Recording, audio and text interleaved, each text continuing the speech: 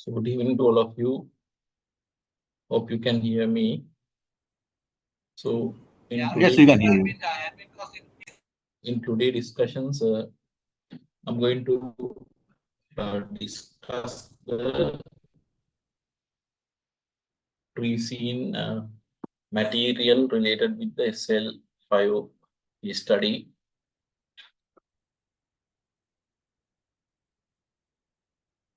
Right. So since this is a lengthy case study, I'm not going to discuss the PowerPoint presentations.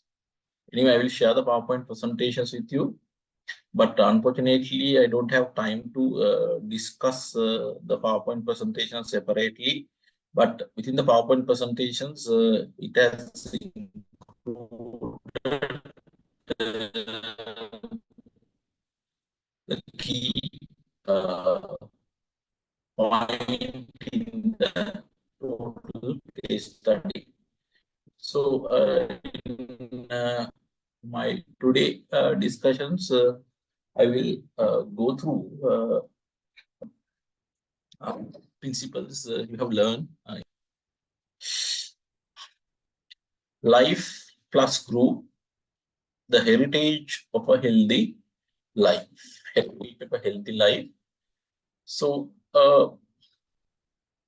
now, always it's very important to look at about the topic given. Now, if you look at about the topic given in this case study, it's a life plus group.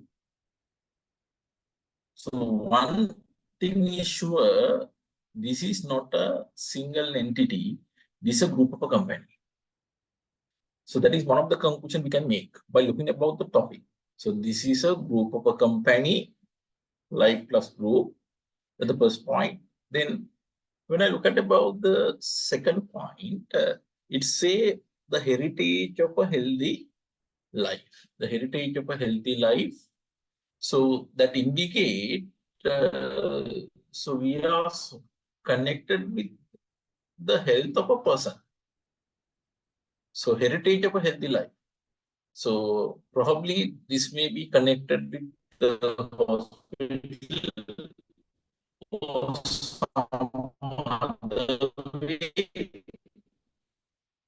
We are trying to protect the health of the people. So that's the topic name, right? Now, Farah, it's a life plus group. It's a group of a company consists of a publicly traded capital good company in the stock market, a privately held investment management company, and a publicly traded hospital company. So if you look at about the information provided here, so our group, this Life Plus group, include 3 companies. So our group is Life Plus, and within the group, so we can identify 3 companies. One is in the capital good market. One is capital good market. Then another one is in an investment management company.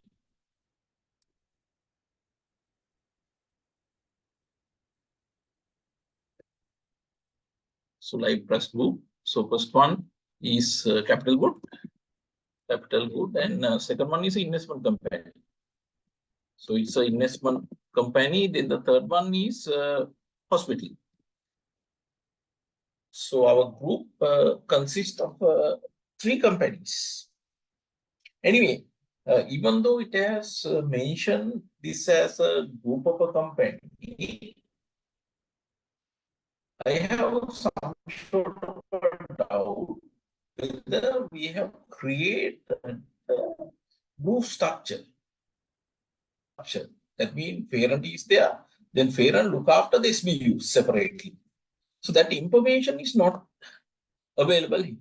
So whether we have a group structure, in other words, parent and subsidiary relationship has been formally developed or not, is not clearly given here. But subsequently,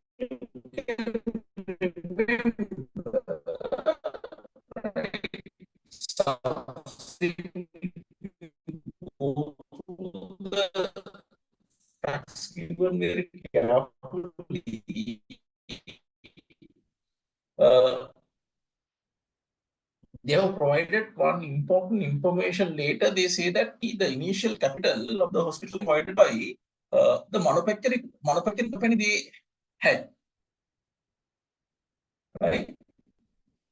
So I will, when I am explaining that point, I will again tell this point. They say that the capital required to establish the hospital was invested by that capital good level before this hospital, and that maybe the group, and so as a part of the investment of that particular company. Give me 1 second. Still, I change my internet connections. Give 1 second. I think otherwise you may not get the point. I'm using a orbital maybe.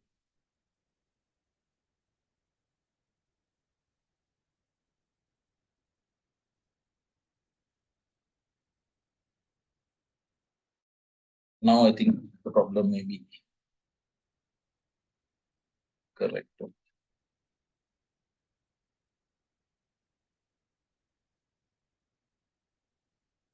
Now I think you can hear properly. Is that fine? I change my internet connections. Can someone confirm whether you can hear me properly? Yes. Yes, I did a mistake actually. Sorry. Sorry for that one because I used the dongle, Mobitel dongle. Now I changed that one to SLT broadband. Right. It was a mistake. Sorry.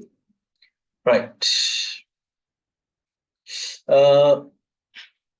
Is there anything that you have missed out what I have explained earlier? Oh, was that fine for you? Did you hear that one? Maybe in a breaking voice also. Have you got the point?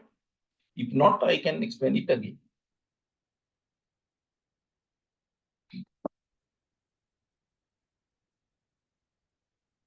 Right. So what I have told you is, I will try to identify that one in very summary form.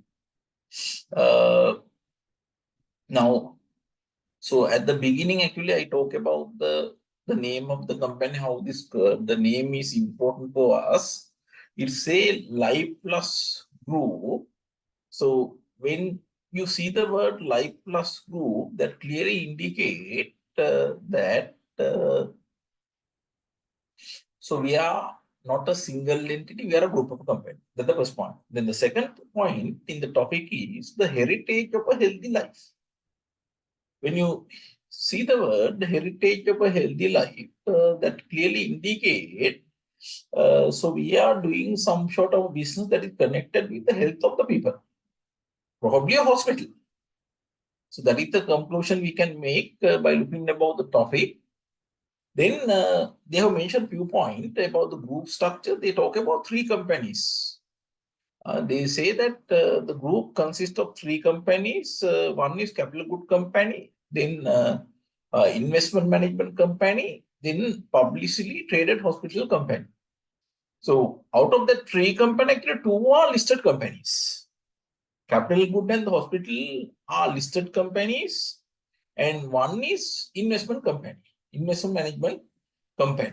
So one thing is not clear whether we have created a group structure in practice.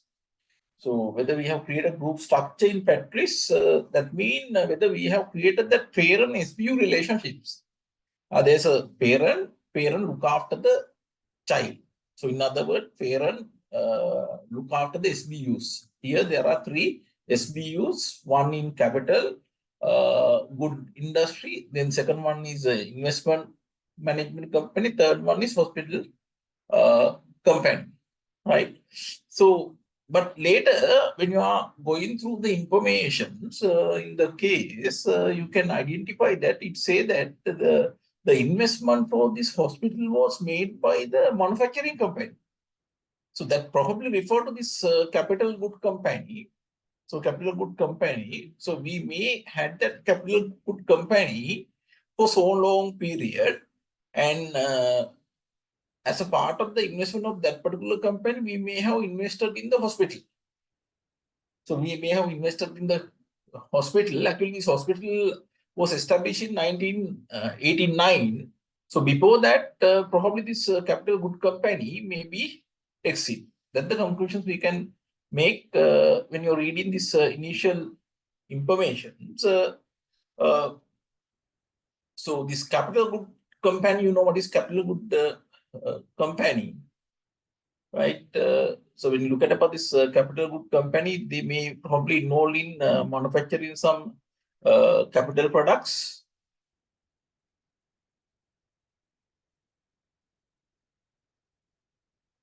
Give me 1 second.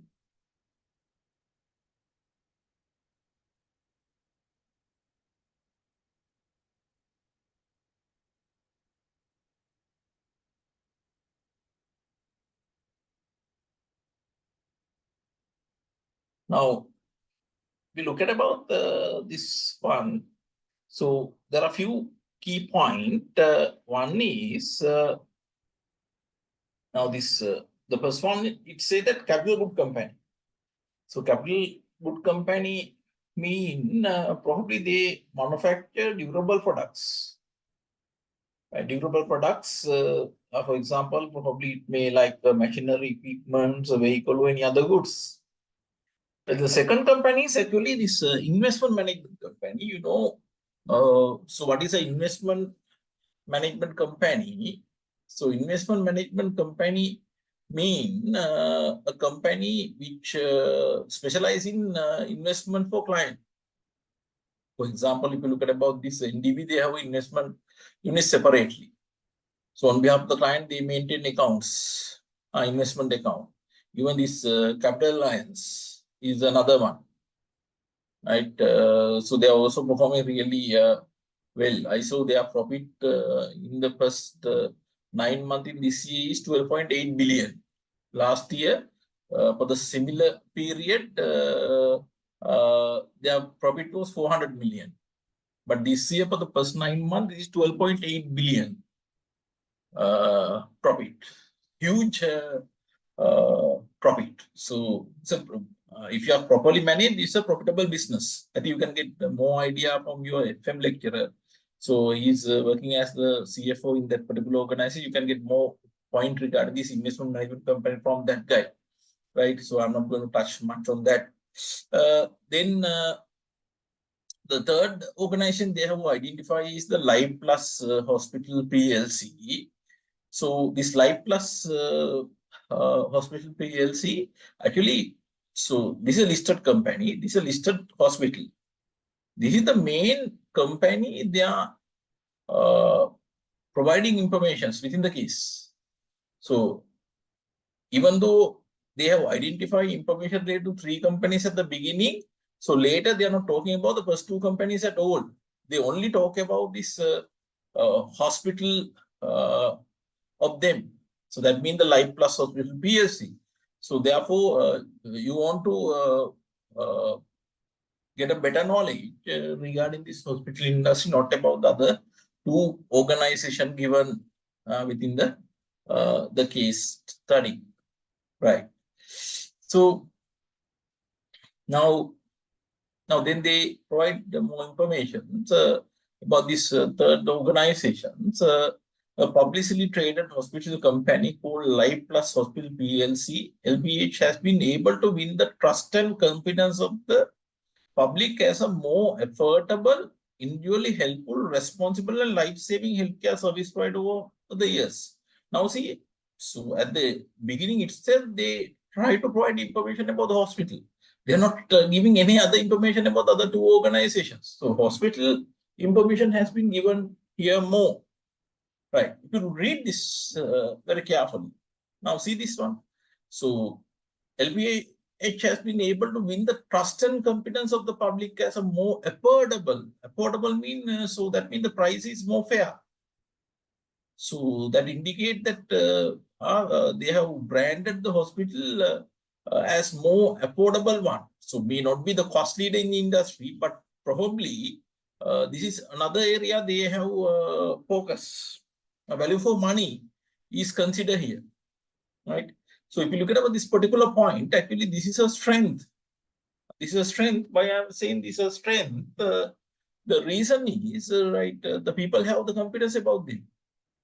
So this can be easily sold to the customers because people believe in these organizations, right? So if you are conducting a SWOT analysis, this can be identified as a strength in your analysis, right? So the later, actually, they provide more information relating with this one. Actually, they say that they are the #1 private hospital in Sri Lanka. Somewhere else, I remember that they have mentioned like that. So you can identify that point also within your SWOT analysis, right? Then they provide more information about the hospital. They say the company operate 2 hospitals in Colombo, 2 hospitals in Colombo with specialized centers in critical areas including cardiology, orthopedics, and neurosurgery, right? So you know about these 3 areas, very important 3 areas, no? Right? Very important 3 areas. Now, if you look at about there are persons actually within the Colombo itself, there are 2 hospitals like Asari Central and then Asari Surgical. Within the Colombo, there are 2 hospitals, no? Right? So similar to that actually here, right? So they have 2 hospitals in Colombo. So and they have specialized centers, cardiology,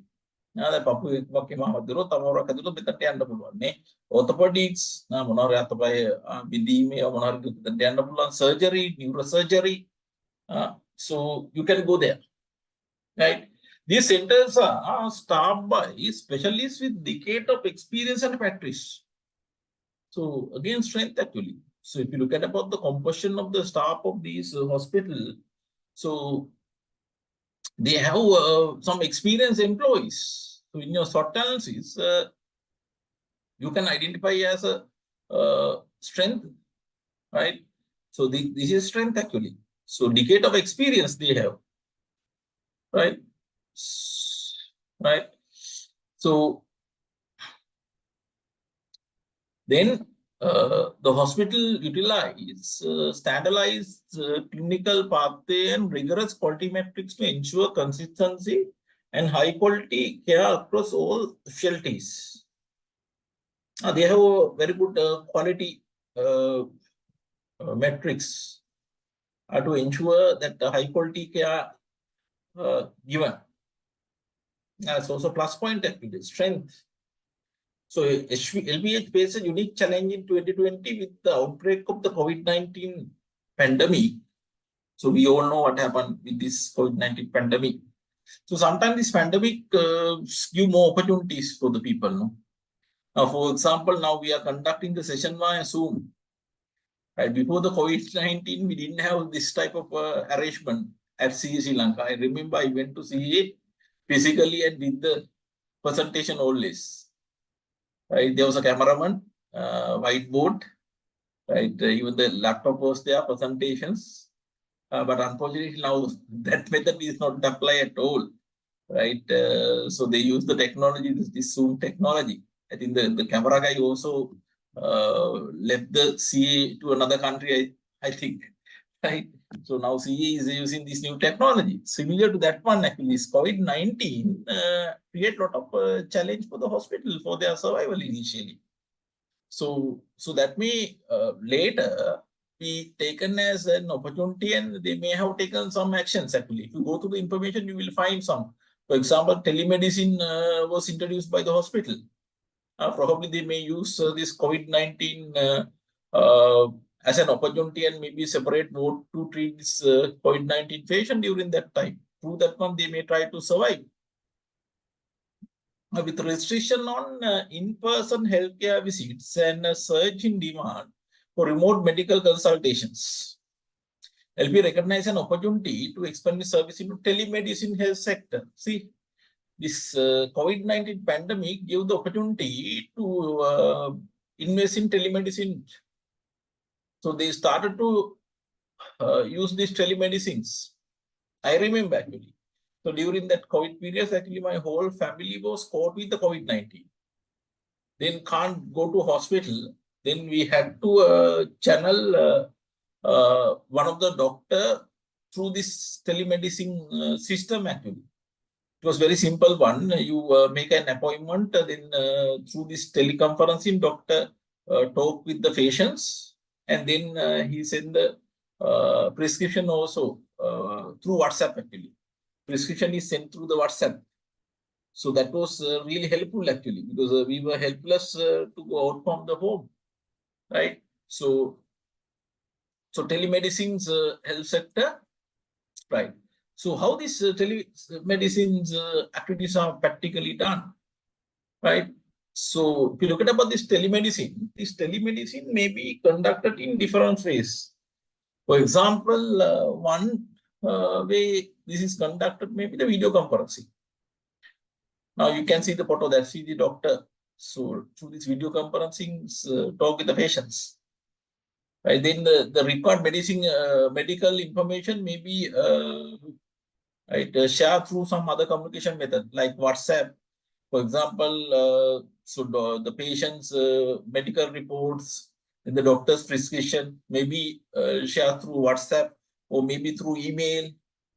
They may have done that one, right? Then so you can use this one to remote patient monitoring actually. So patient does not want to physically meet the doctor. So doctor can monitor the health. Right? Then mobile health is very familiar actually. These smartphones are used. This WhatsApp mainly used to do this one telephonic consultations. Even you can get a call and then talk with the doctor, right? So even these AI and chatbots can also be used for the same purpose, right? To implement this one, actually, you should have the required technology infrastructure, and the people should have the knowledge how to do this consultations practically. Then maybe payment options, right? These are important. Some of the aspects you are required, right? Right. Any questions for now, guys, from the introductions?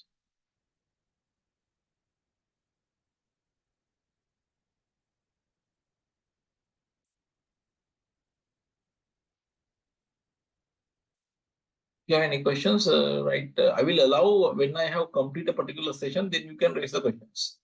Right. When I say now it's time for your question, then you can raise the questions. Right. I kindly request not to interrupt in the middle. Right. Right. Then I will move to the next one. A life plus a model for life. A model for life. Now see this one. Now they are going to talk about life plus. Here they are going to talk about the hospital actually. Right. We'll see the information given here. In the bustling metropolis of Colombo, LPH began as a modest healthcare endeavor and blossomed into a publicity-trained healthcare giant. So they have mentioned the word giant, no? Right? Giant, that means so we are a bigger hospital one, and we are listed hospital. Initially, it was a small, modest one, medium-sized one, but later we became a large listed hospital in the market.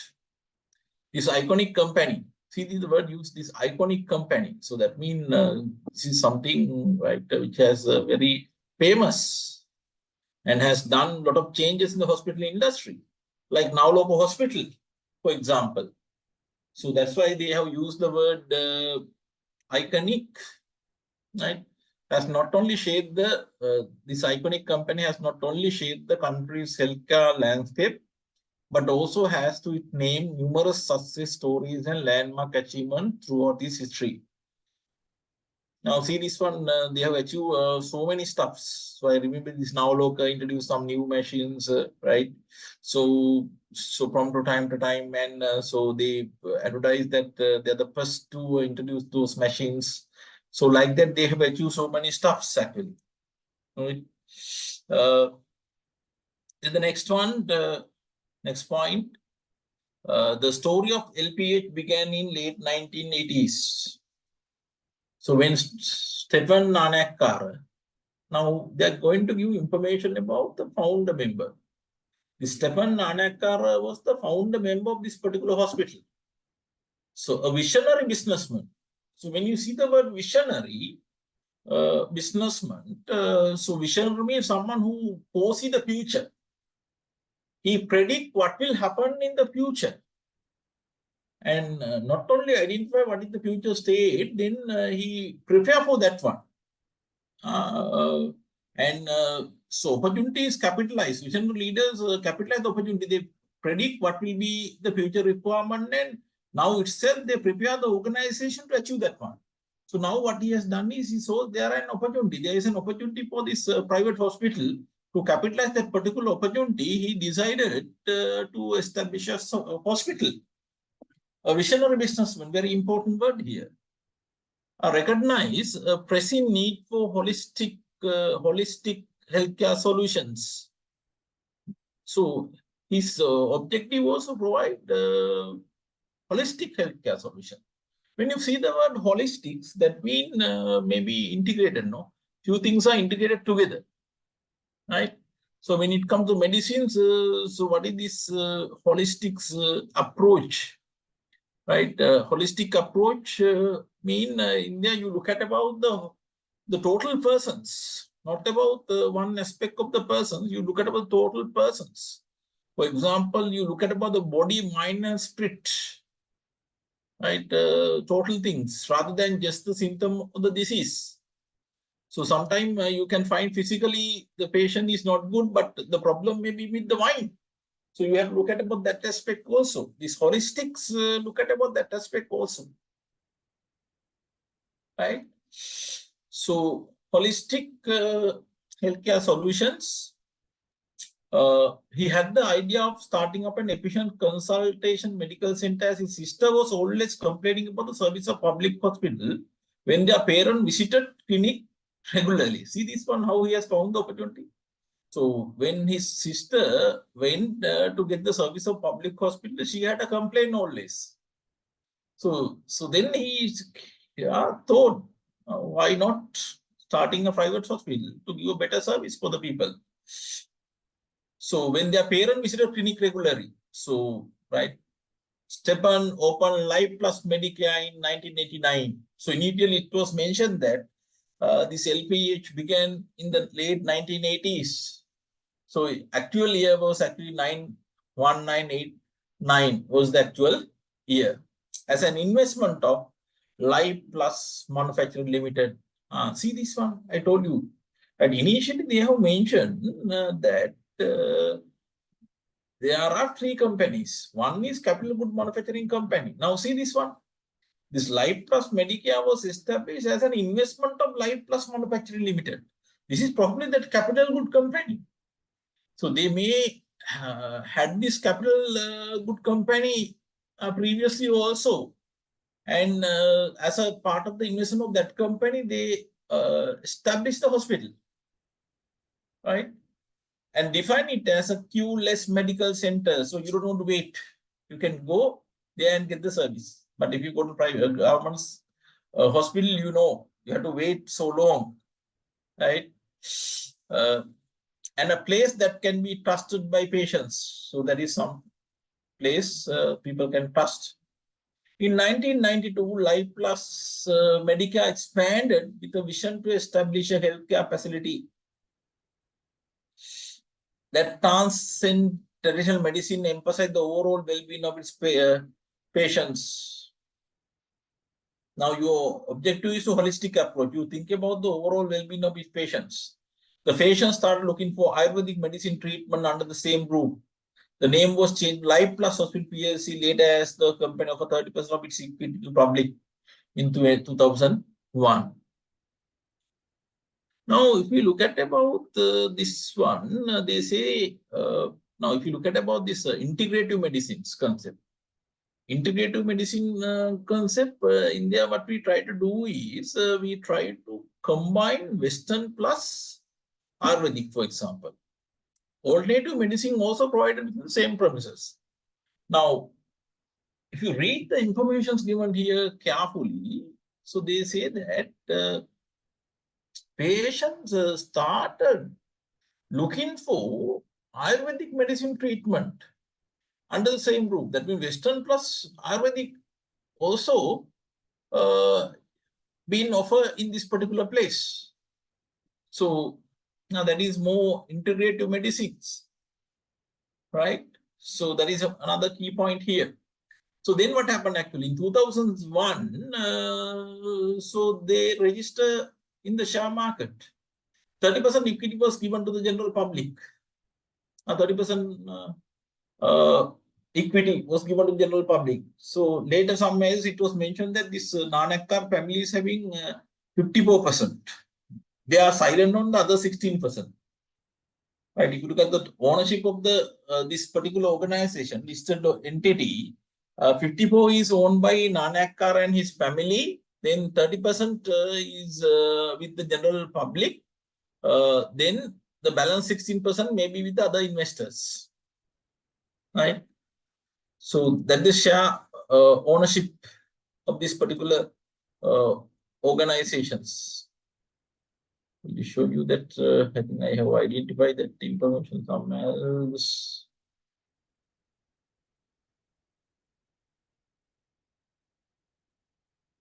Yeah, not I have identified here, but remember that is the way that if you look at about this ownership based on the current information given, is Nanakkar and family is having 54%. Later it was mentioned actually 54% ownerships. Then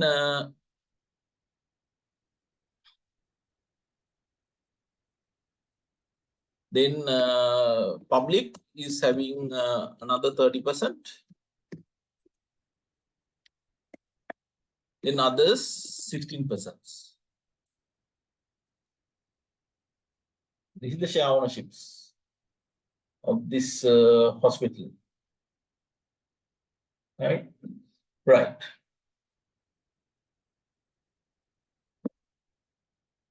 This remarkable journey began with a commitment to core values.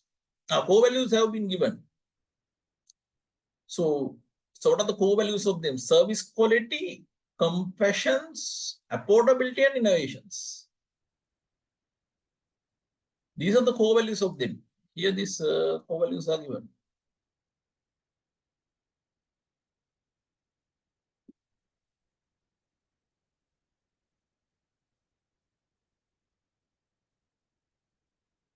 Right. So how many core values they have? They have 4 core values. 4 core values. Service quality. That means they are trying to provide a good quality to the customers. Compassion. Affordability. So affordability means they think about the price also. And innovation. So innovation also part of that part. So if you look at about this particular values, actually 3 out of 4 are connected with the differentiations strategy.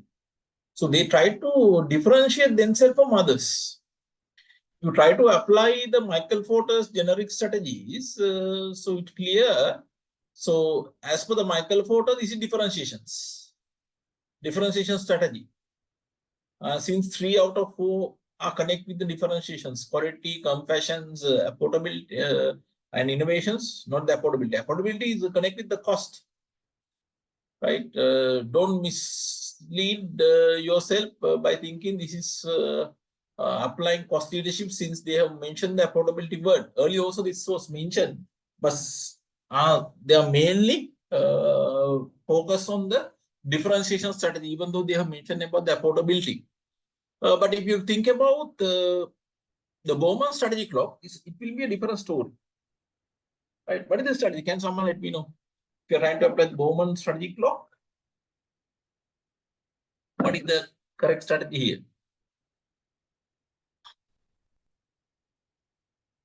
Yes, this is probably hybrid strategy. To apply the Bowman one, this should be a hybrid because hybrid strategy try to identify both costs plus the differentiations. So Bowman in relation to Bowman, you can say this is hybrid strategy, right? Then Stefan assembled a dedicated team of healthcare professionals who shared his passion for delivering exceptional care. They have a very good team, so that's a plus point, strength. Together, they set new standard for medical excellent upgrading and pioneering traditional and modern practice and diagnostic technology that drew recognition from both organizational stakeholders. So they are really good in their approach. There's a strength actually. They have a very good brand name also. So these are example for the strength of the organizations, right? So very good brand names in the markets, right? Then success stories at LPH emerge as patient experience life-changing transformations. People sometimes who come to the hospital without knowing whether they will live or not, but they may have gone out with new life. So patient have experienced life-changing transformation in this particular place. There are a lot of success stories. From the recovery of one's bedridden patient to the miraculous survival of a premature infant. See this one? And they සම්පූර්ණයෙන්ම ඇවිද ගන්න බැරුව අමාරුවෙන් හිටපු මිනිස්සයා නැගිටලා යන්න පුළුවන් වුණා. ඒ වගේ උදා මොකද්ද? අඩු උපත් වෙච්ච ළමයි උත් කිසි කරදරයක් නැතුව බේරලා එළියට ගියා කියන එක නේ. Right? So see, those are some of the success stories. This success story became a landmark of hope and healing, etching a legacy of compassionate care. So these are some of the examples. Right. But then you can see they have provided their vision statement and the mission statement. Right. So first of all, we will look at about the vision statement given here. Now, if you read the vision statement given here, it says to be a leading compassionate healthcare provider in Asia, committed to advancing innovations and transforming lives one patient at a time. So, very good vision statement, no? Yes, they have a very good vision statement. But if you look at about this one, so within the vision statement, they talk about innovations, and they want to transform the life of patients, right? If you look at about vision statement, the values, normally mission should be in line with the values. Actually, this is in line with the values given. So initially they have identified 4 values. No, one point in the value statement was that quality and innovations. No, now if you look at about this particular vision statement, clearly say they want to come up with innovative solutions for the customers. So this is in line with the values identified earlier. Therefore, there is no issue. And they more focused on the quality. And at the same time, this differentiation element is also their vision within the vision statement itself. Only concern is this is a little bit too broad, right? That's not a big issue. But if I prefer to see that first of all achieve this height in the South Asian market, right? South Asian market, not the Asian market. Therefore, they have identified 2 broad vision statement in relation to these particular organizations. Then you can see the mission statement of them. See this very lengthy mission statement. Very lengthy mission statement. I remember early days when I was lecturing strategic management. So in relation to mission statement, I discussed two type of mission statement. One was called narrow mission statement. Other one was called broad mission statement. Mission statement actually. Narrow definitions and the broad definitions. A mission can be provided in two ways. You can come up with the narrow definitions. Other one, you can come up with the broad definitions. But if you go to the real market, so openly you can find organizations use narrow definitions and not the broad definitions. There may be some contributor factors on that one. For example, nowadays people don't like to read lengthy statements. No, people like to see this small statement which can be easily read within short period of time. That is the probable reason for that. Now, when I see this particular mission statement, so automatically, so I remember this broad definition of the mission statement.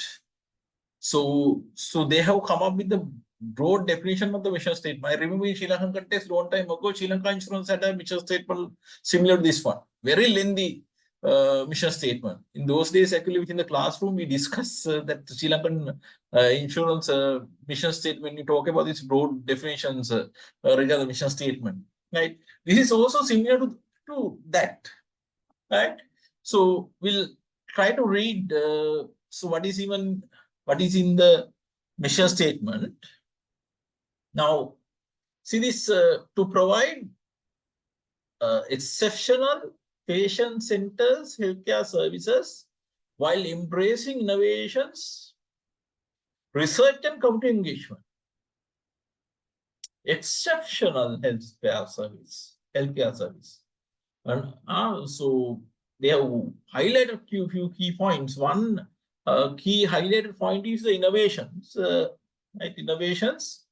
Then they have highlighted this research and community engagement. Innovation was there earlier also as part of the values. Even with the vision statement, we can find the innovations.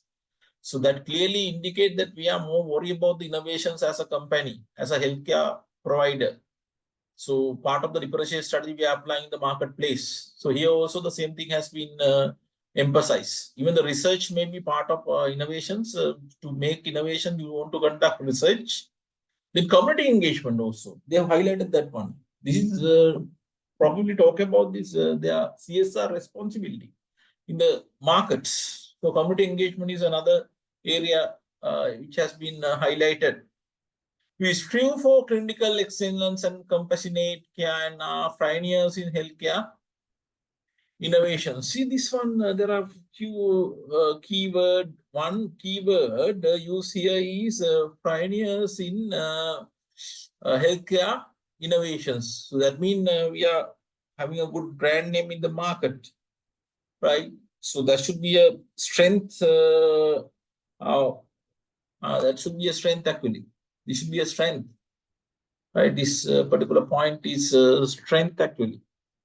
So pioneers in healthcare innovations, right? That's good actually. People recognize we as a pioneer in the healthcare industry, right? Now, on the other hand, this right, they have emphasized about this again, this compassionate care. That means we are more worried about the patients, no? So we try to treat the best possible way to the patients when we are treating the patients.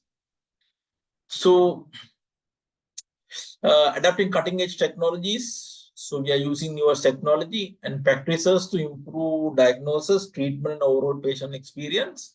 We empower individual and community with health education and accessible healthcare service to lead healthier lives. These are part of the CSR part actually. So we give the health education to the people, and we provide accessible healthcare service for the people. We are committed to ensuring that our healthcare services are accessible to all and make high quality healthcare affordable and available to diverse patient population. See again, exam is highlighting the word affordability. So if you are, earlier also I mentioned that if you are using the Bowman strategic clock, so possibly this is the hybrid strategy they are applying in the marketplace. So we post a culture of teamwork, communication, and collaboration among our staff, medical partners, and the community to achieve our common healthcare goals. We post a culture of teamwork, communication, and collaboration among our staff, medical partners, and community to achieve our common healthcare goal. So we always connect with this our partners, community, and the staff together. Then we manage our resources responsibility to ensure our ability to provide healthcare services for generation to come. We manage our resources responsibility to ensure ability to provide healthcare service for generation to come. Right. So we are managing our resources well also.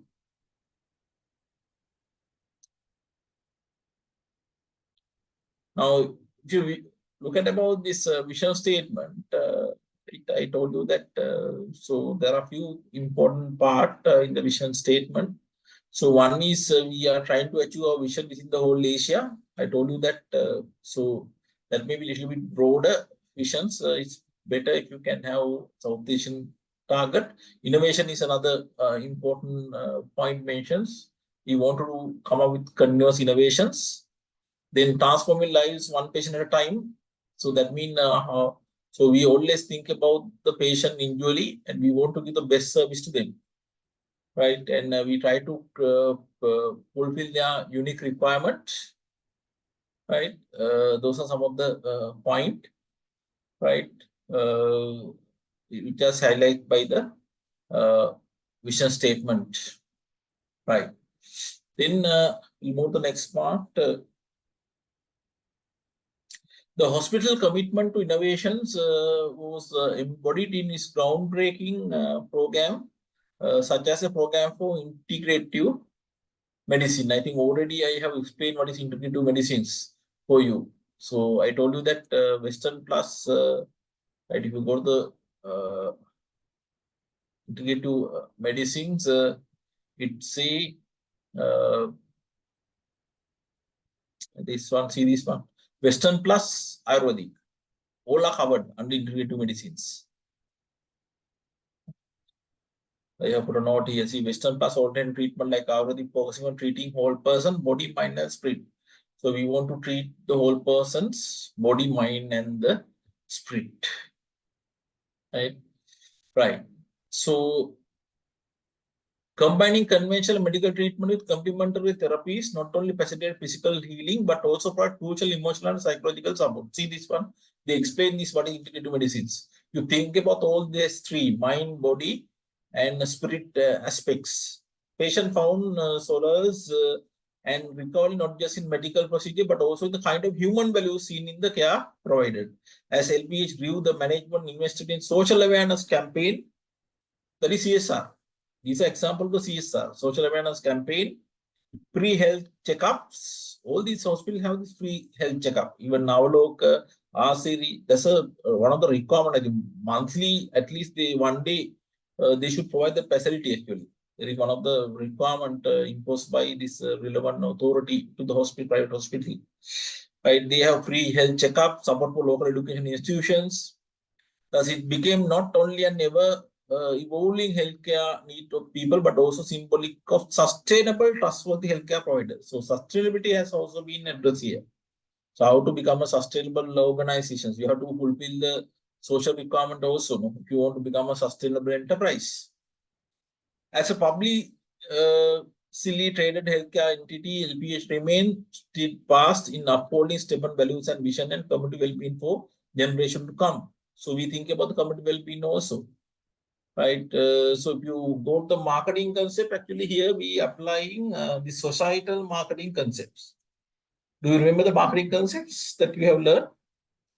Can someone let me know what are the marketing concepts?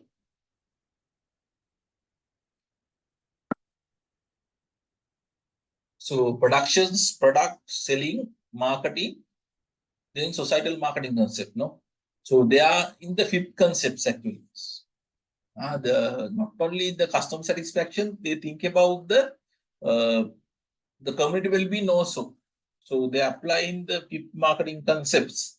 In other words, marketing philosophies. Fifth one, they are applying the fifth marketing philosophies, right?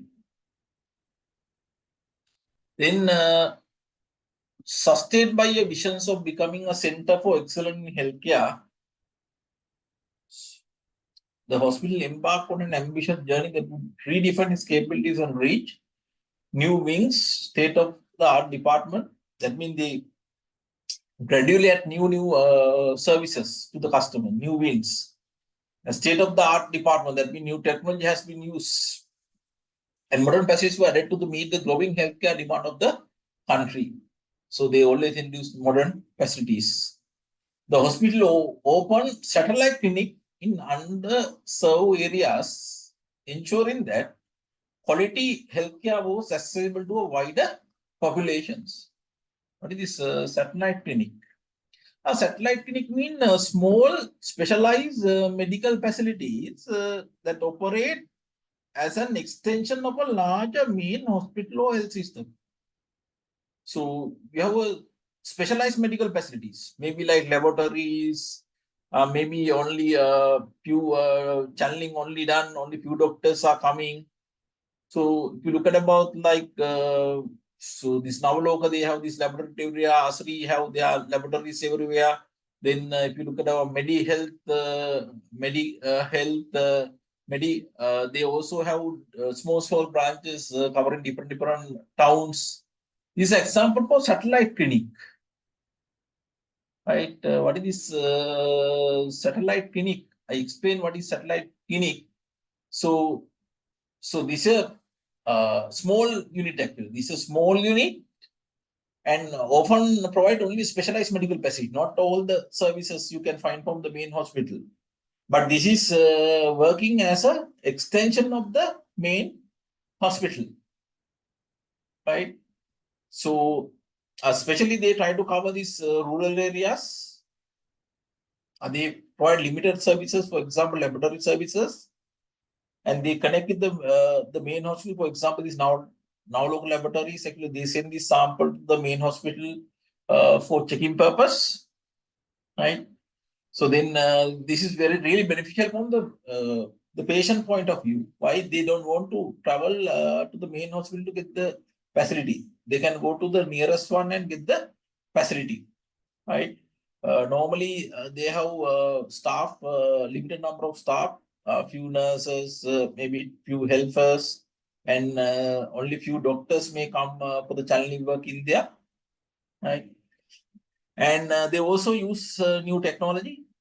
These are some of the points relevant to this satellite clinics, right?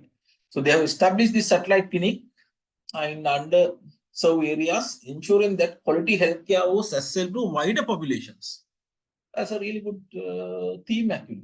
So the satellite clinic is helpful for many people to get the service. For example, think about the situation where the hospital is only located in Colombo. Then these people who are in distance areas cannot come, no? But now, if those are available, maybe a small unit are available in rural areas, then people can go there. For example, now look in Nigambu. So many people don't come to Colombo. When I think there was an outlook in Golo Madra, I'm not sure about the exact town. Right? Then Hemas was there in those areas, Golo Madra. So that is really helpful for these rural people, right? Right.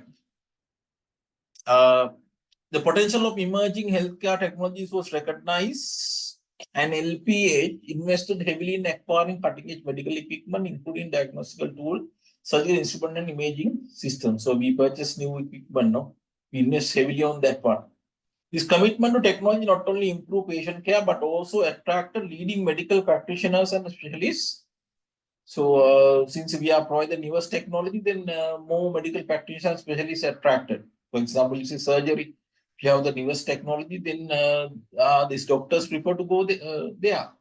Right? For example, if you say stone, if there are stone that you want to use these different technologies, no?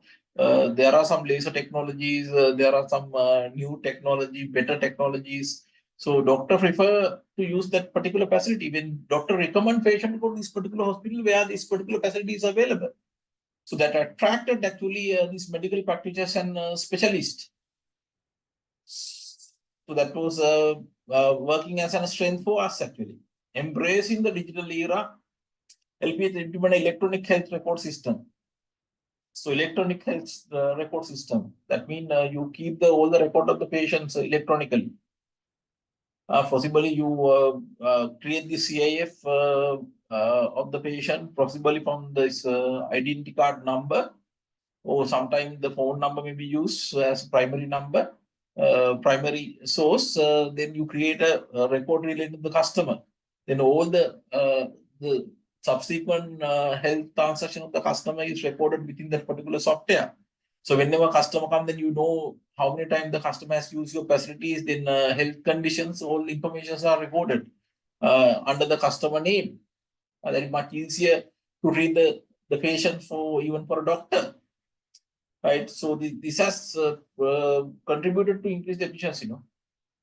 These transitions from paper record digital platform enhance patient data management, streamline administrative process, and improve clinical decision making. So efficiencies increase as a result of this one. But at the same time, even though there are some benefits received to us, at the same time there are some risks also. The security risk is increased. That is one of the points you have to carefully look at. Why the security risk is increased? Now, see this, all the information about the patient is within the software. So if a hacker enter into this data, then so you will breach the confidentiality of the customer informations. The hospital is very important to have more confidential information about customer record. For example, think about scenario where one of the politicians' health information are leaked. Right, then that will create a lot of problem for the hospital, and at the same time hospital has to pay some legal consequences. So security risk being increased, therefore you want to more focus about this information security related with this is one of the area actually. We are trying to identify the risks. So one of the risks is actually this security risk is one of the area, information security risk.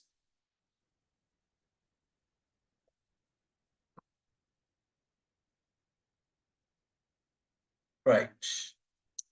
It also contributed to a significant reduction in paperwork and errors, yes, since records are electronically maintained. No? LPH identify key medical specialties where it could excel. The hospital established specialist centers of excellence in areas such as cardiology, orthopedics, and neurosurgery. At that point was earlier also mentioned, these are the three areas that we are normally specialized. We have specialized centers. These centers drew patients from across the country seeking high-class treatment and care. In its pursuit of excellence, LPH obtained accreditations and quality certification from national and international healthcare authority. That is a strength, no? So if you have a lot of accreditations, these are example for the strength.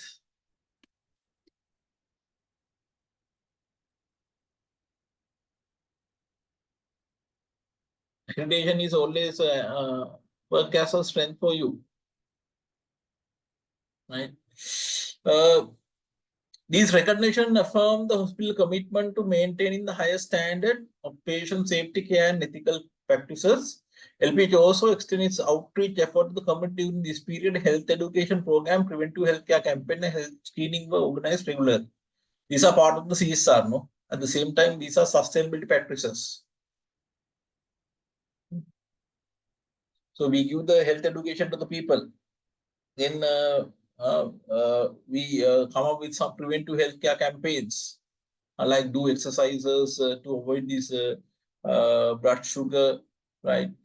So then another example for the same is maybe probably that so you can write what are the things people normally talk about these exercises? Blood sugar, then blood pressure, cholesterol. These are normal stuffs, no? These are normal stuffs, right? You can do the awareness to people.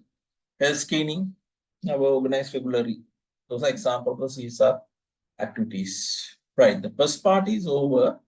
So if you have any question, you can raise.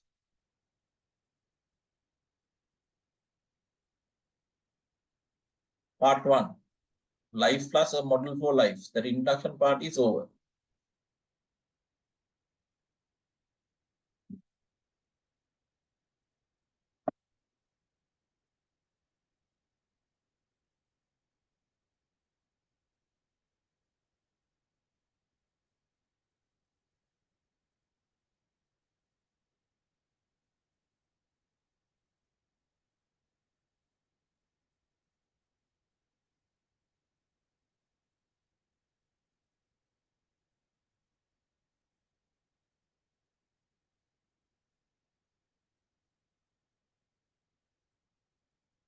There are a lot of questions. Shall I look at about each one? Yes, first one. Yes, I will share this material with you. No issue. Center for Excellence with the CSF is not more specific, no. I think so that is more generic, right? So better to have a more specific CSF. Then yes, next point I think I explained that one. So people found miracle from there, right? Then these strategies, I don't think these are market penetration strategies. These are more CSR-based programs. Yes, there's a possibility to give the information about the other companies. That can happen. Yes, I can share the both document, no issue at all. We are here to help you, right? So therefore, always we are willing to help as a member of CA Sri Lanka, right? So nothing to worry. I will share everything I have. Nothing to worry on that, right? So we are doing this one as a CSR activity to the CA Sri Lanka, right? Right. Then, so we can move to the next one. The second part, speed plus. What is speed plus? In the story of LPH, the current chairman, Dr. Eden Nanayakkara, now see this one. Now, if you look at about the founder, you remember the name of the founder, Stephen Nanayakkara, was the founder, but now he is no more there. Now, the next generation probably is handling the business. Dr. Eden Nanayakkara is the chairman now. He's a character of utmost significance. Important person. Even the eldest son of Stephen, see this one. The next generation handling the business. Probably in the unseen, they may have given the third generation also enter into the business. Like son or daughter of the Eden Nanayakkara enter into the business. There may be some informations related with that one, right? So this Eden is the eldest son of Stephen. Worked for 4 years at Mount Royal Hospital of Ireland as a pharmacist after his PhD in pharmacology from the Ireland University of Technology. So this guy is educated guy, no? So strength actually, right? Our chairman is very educated guy. Eden was appointed as a chairman to LPH in 2017. So until that, probably the father may handle the business, bringing with him a wealth of experience in healthcare management and visionary approach to steering the operation to new height. This guy also visionary leader. That is connect with the leaderships. Right, visionary leader. Again, you see the future requirement, foresee the future and prepare the organization for meeting the future requirement. A visionary leader. Right. With a background in healthcare in the developed context, Eden has been instrumental in guiding LPH through a period of transformation and growth. See, this guy has done a lot of changes for the existing business that help to achieve the growth. His leadership style combined strategic acumen with a deep commitment to the hospital's mission of delivering world-class healthcare to his patients. So it explains the leadership style of these persons. Strategic acumen, that means you see the future. The deep commitment to hospital mission of delivering world-class healthcare to its patients. So if you look at about this one, so probably there are some element of the transformation leaderships also. Element of transformation leadership. This guy probably seem to be more task-oriented leader, right? So a lot of information regarding his leadership skills, right? LPH has made significant stride in areas such as patient care quality, technology adoption, and community outreach during the past 5 years. So they are really good in certain areas like quality, technological adoption. They probably have adopted new technologies. Then they were able to reach some distance places. He is known for his collaborative approach leaderships. Again, more information about leadership.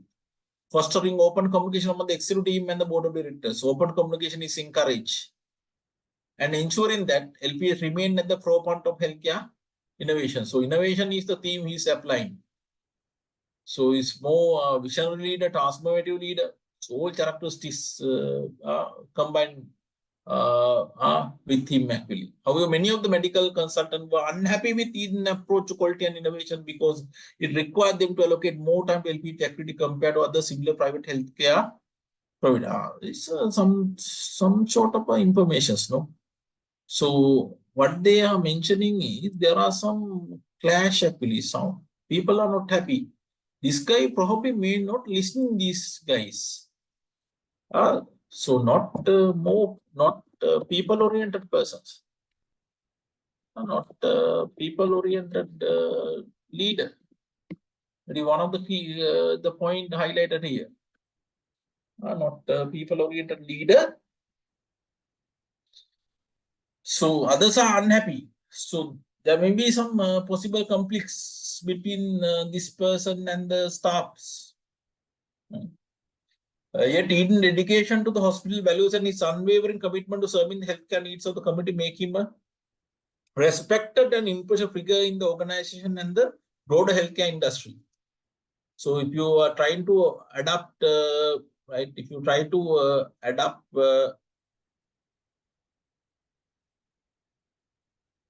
transformative one, this innovation is there, right? Yes, innovation is there. Then when I read this one, I remember another important point.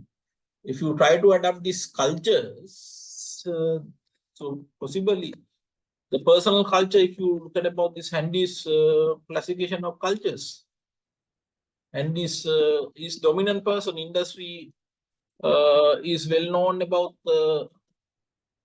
him. I should be a person culture, possibly.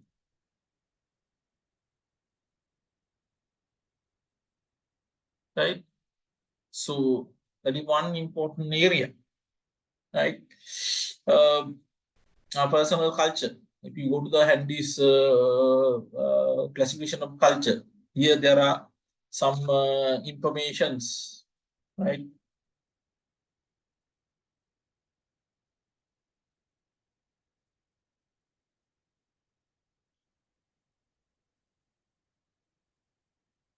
Right.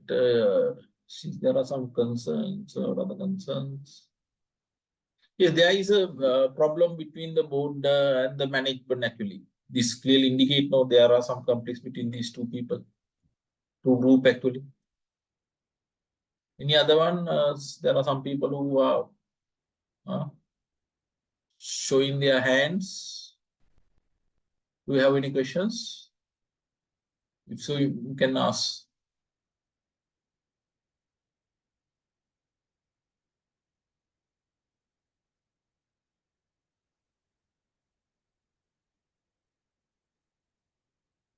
Right.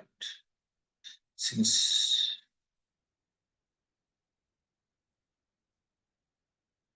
so Handy classification, you should have learned, guys, in strategic management and this culture.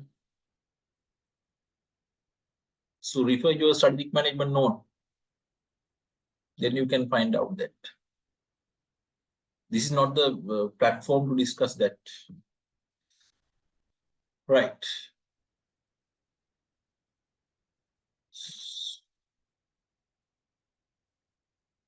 Then I will move to the next para. Eden designed and implemented a special transfer scheme named Speed Plus for patient enrolled in public hospital surgeries. He came up with new transfer scheme named Speed Plus for patient enrolled in public hospital for surgeries. See this one is an opportunity seek actually. See this.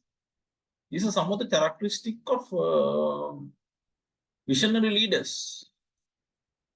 Always they see the opportunities available in the market.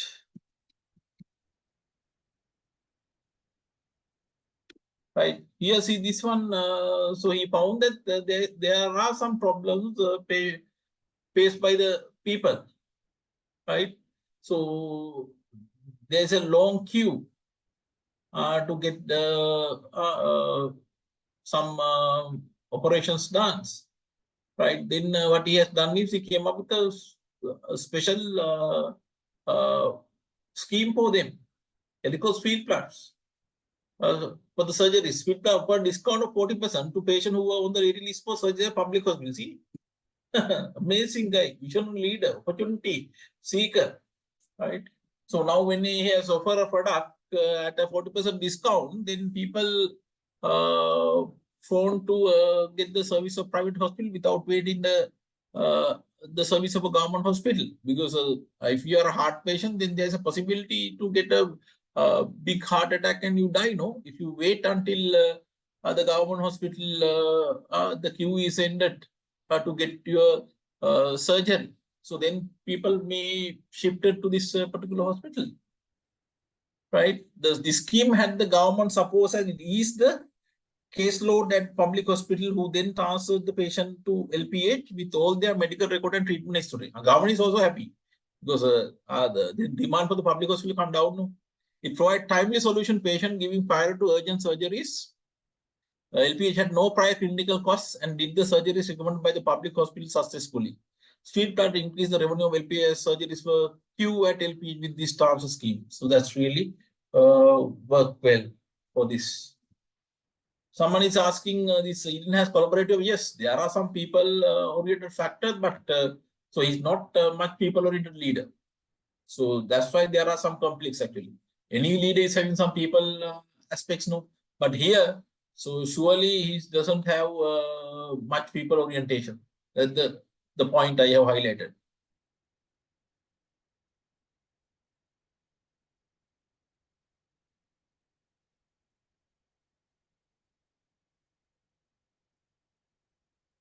So what I have highlighted is so later also there are some more point, right? You can find there are some bad things done by the Eden. That's why I say that he's not a people-oriented leader. Not only by only consider one point actually. For example, later it say that they are removing people without any careful evaluations. This so that's not good approach. So that's why I say that not people-oriented.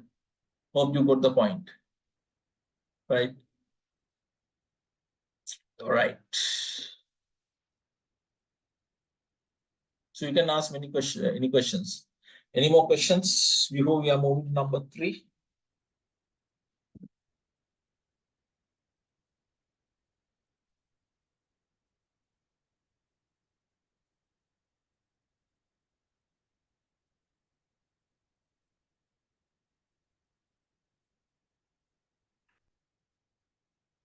Right.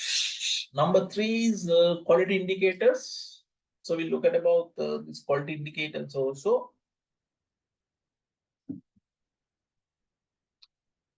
Recognizing the synergy between research and patient care.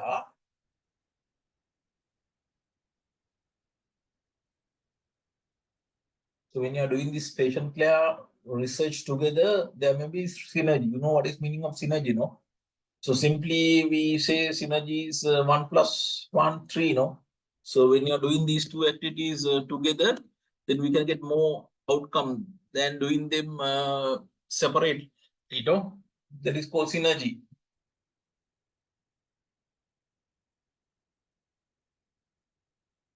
Right. So here, so what they are mentioning is this research and patient care are done together.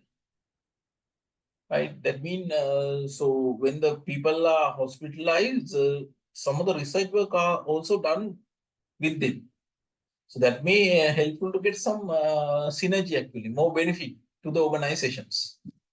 That's the point they have mentioned here. Right. LPH fostered a culture of medical research and innovations.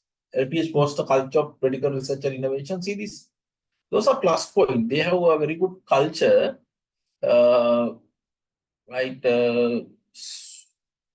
Medical research and innovations. Good things. Strength.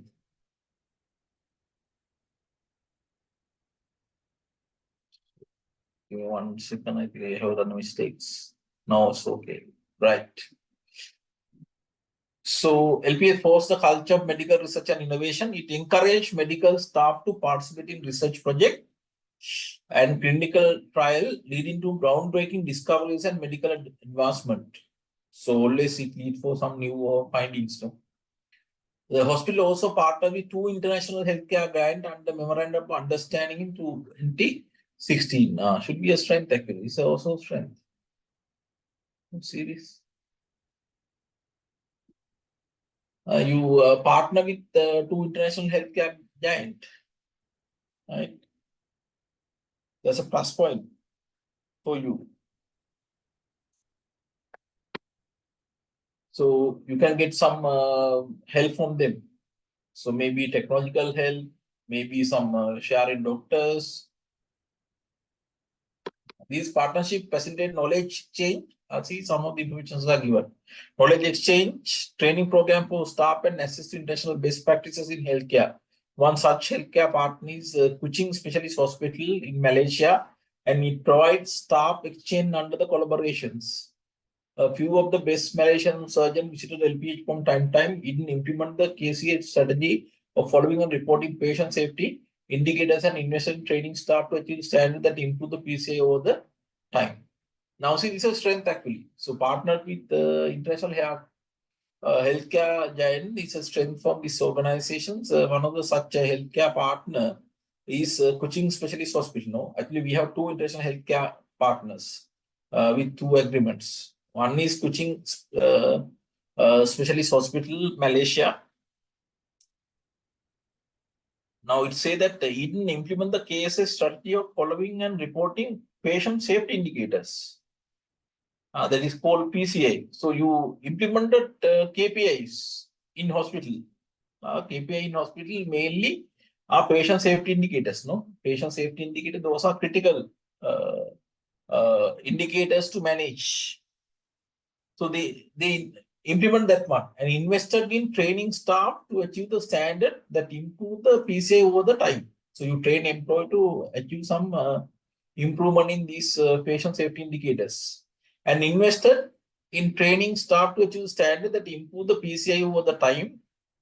LPH reported that perioperative hemorrhagic or hematoma cases declined from 50,000 in 2018 to 10 per thousand in 2022. These are medical terms actually. Even I don't know whether I have correctly pronounced it, right? So these are medical terms, right? So they have achieved some improvement in these 2 indicators. Other similar indicators are given in table number 1, right? We'll see the meaning of this one.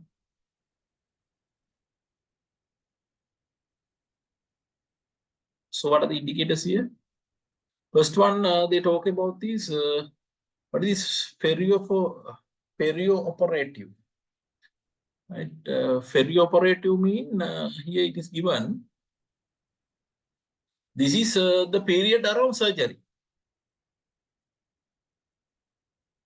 It can be pre-operative, before surgery, intraoperative, during surgery period, and post-operative, after surgery phases, right? So perioperative mean the period around surgery. What is this term here? Perioperative pulmonary emboliums. Pulmonary emboliums. So we'll see the meaning of that also.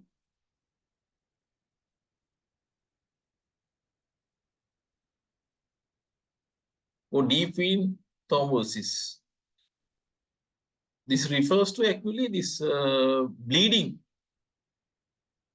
occur after surgery, right? This hemorrhage mean that is bleeding actually. Hematoma mean this collection of blood outside the blood vessel, right? So that's the meaning here, right? So what has happened is that has come down. That means the quality has improved. No? This 50 earlier, 2018, that has come down to 10. That's really good things. That means this blood due to this surgery has come down actually. So they were able to manage that, right? So that is one indicator. Then, so they have given some other one. Is second one is post-operative sepsis, no? That it mean a serious infection of bloodstream due to bacteria after operations, no? Right, that also come down. That's really good. So earlier it is for 26.1, now 12.6. Now you know that sometimes many cases actually related with this one. Sometimes we say after the operation patient die because of bacteria. That is well heard things, no? So in this hospital, that particular ratio has come down. That means they are more focused about the quality aspects. The next one is post-operative wound adherence. So that means actually the reopening the wound, right, after surgery. There's a small issue here. This has increased. No, that's not good actually. Except that indicator, then other indicators are really good, no? Right? Yes. Right. This third one is a little bit concerned actually. This is one of the key points. That is not a favor actually. Right? You can focus on this indicator. This is not favor, but other issues have been improved. Right? Then birth trauma, injury to neonate. That means when child born some damages, that has also come down. So see this. So this is progress. This is progress. This is plus. This is plus. Right. And this is only the -1. 3 out of 4 show positive signs, right? Except the one indicator, right? Right.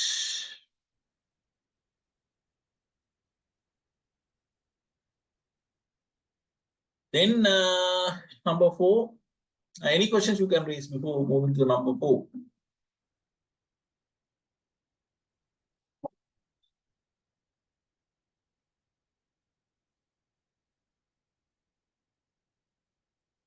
You can raise any question.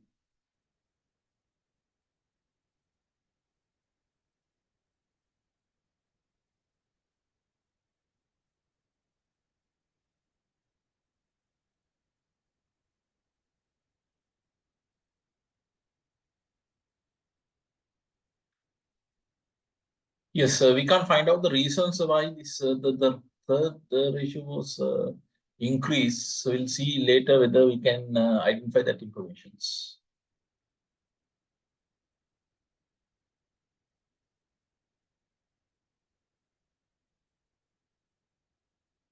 Right.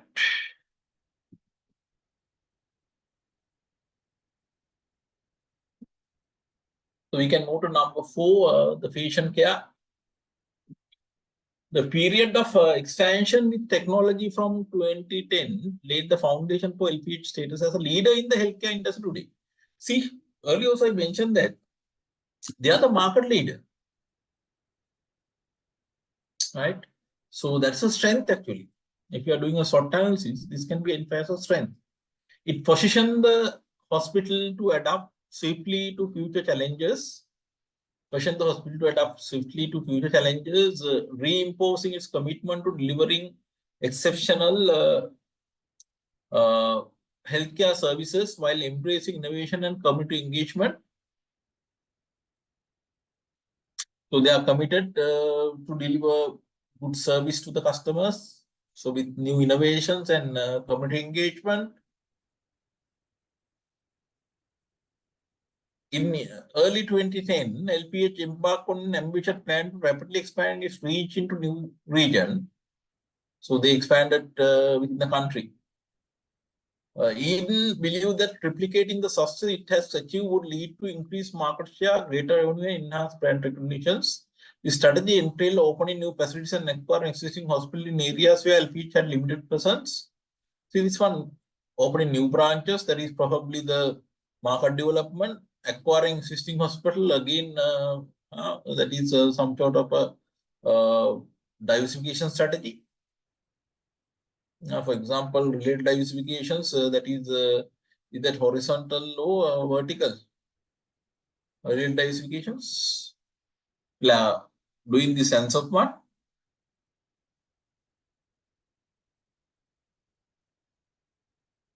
Right. Yes, this answer can be used. You see this one. So opening a new facility, that is a market development strategy. Acquiring existing hospital, that is normally horizontal expansions. You can see this market. This is market development. Market development strategy. The next one is actually it is more horizontal expansions. Horizontal expansions.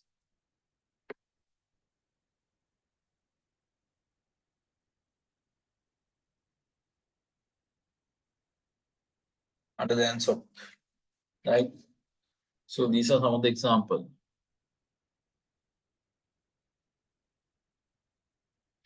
Right. In began identify potential acquisition target and location for expansions. Financial resources were allocated to support the acquisition facility opening, and LPH was eager to establish broader footprint in the healthcare industry. Right. Key decision makers within the organization, including the CEO, CFO, CMO, and the board of directors, were involved in the planning execution of this strategy. That's fine, no? But even though CEO has been mentioned here, but late actually less information regarding CEO actually. In this hospital, CEO play an important role, no? Chief medical officer is more important, seem to be, than the CEO, right? Very critical, no? Right. The COVID-19 pandemic exposed vulnerabilities in traditional healthcare delivery and necessitate digital transformation ensure continuous patient care. So we know that one. LPH has provided accessible healthcare service to broader populations, including remote and underserved areas. Now see the same point is repeated few times. No? If you look at about this case study, that is one of the problem I have identified. The same information is given again and again, and that has created a very loaded information actually. It takes a lot of time to read these case studies. So some of the points are repeated and it seems to be a little bit some sort of a disorganized case study. In terms of the information, actually, these overloaded informations are given. So that create more challenges for you to find out the key informations. Right.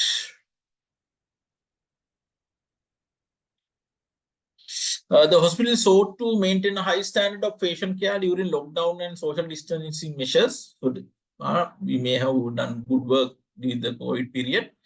Probably we may have the COVID-19 board also. It intended to harness technology, streamline operations, optimize resource allocation, and enhance patient engagement. LPH partnered with tech companies to develop a user-friendly telemedicine platform. That's good actually, no? We have partners with some people, right? This is strength actually. Some technological partnerships. to get new technology.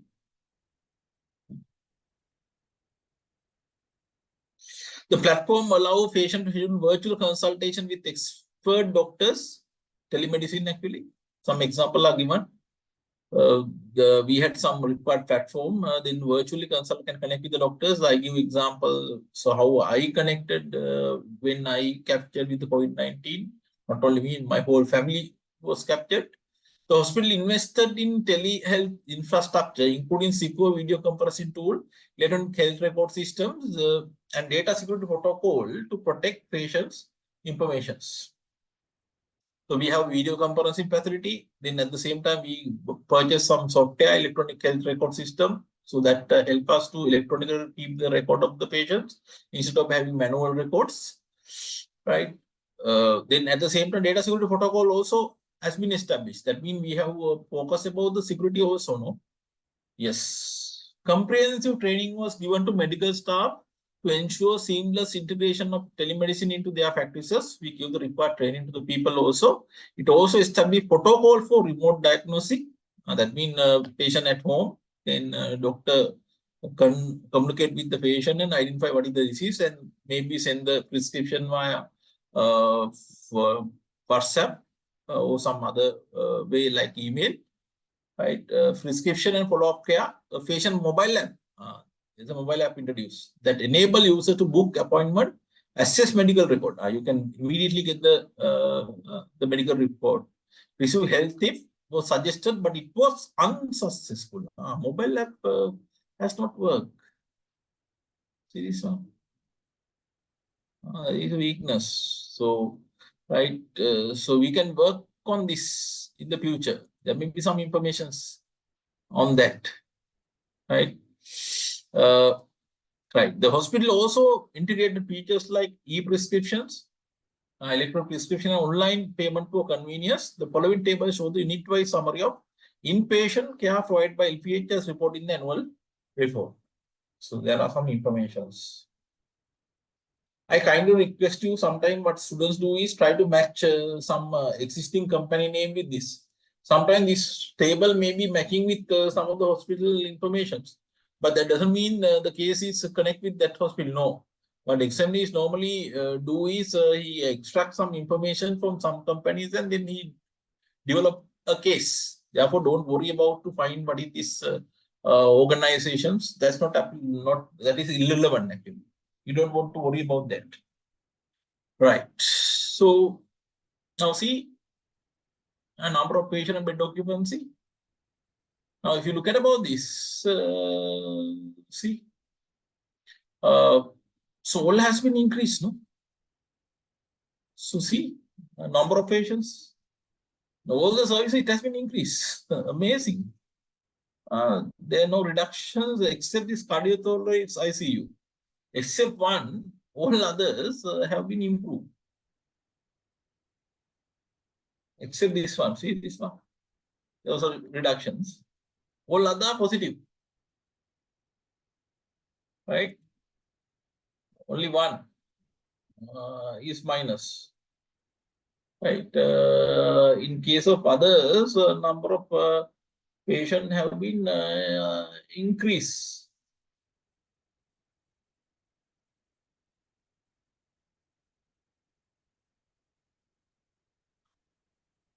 Right? There's another one. No, yes, I missed out. Sorry. This one. Except this.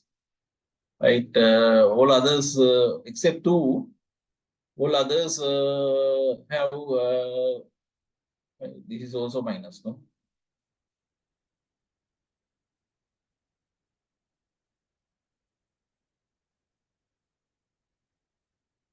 Except that two, all others have been improved.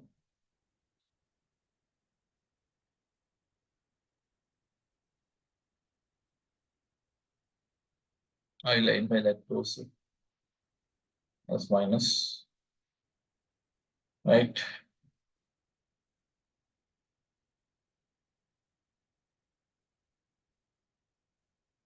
Yeah.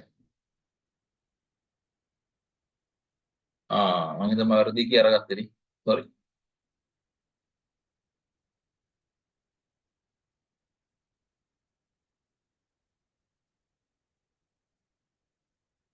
Now correct, no?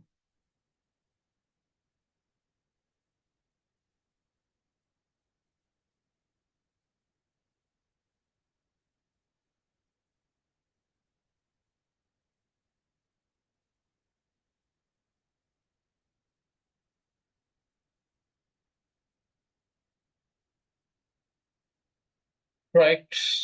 Right. Then when it comes to bed occupancy, look at bed occupancy. So see this, it is more than 100%. How can this happen? General medical unit? Is there a possibility to find a scenario like that?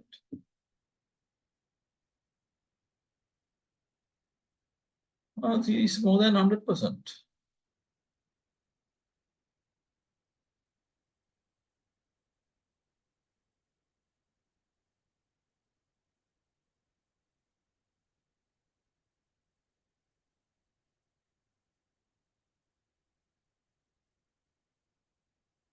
How this can happen in Patrice?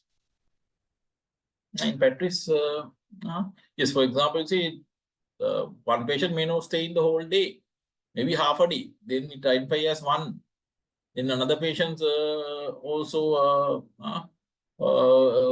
hospitalized and in the same bed, maybe for another 6 hours. So in that scenario, they are counted as two actually. Yes, temporary bed also is another options, right? So that is the possible reasons to have more than 100%, right? We talk about that one. So this one, this is explaining what has happened.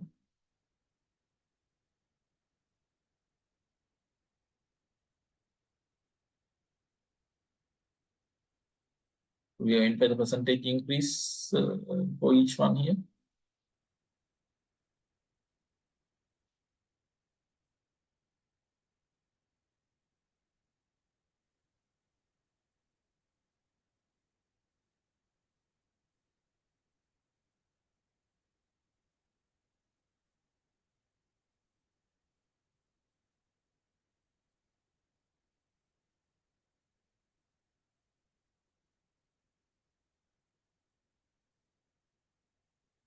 So this is an example how bed occupancy ratio can be more than 100%. These are some of the example reasons for that. Right, overcrowd, quick patient turnover. This overcrowd means this temporary bed may be created. Quick patients turnover. I give example. Right, maybe some data entry errors also. Multiple patient in a single bed. This is another way that you can have more than 100% bed occupancy ratio.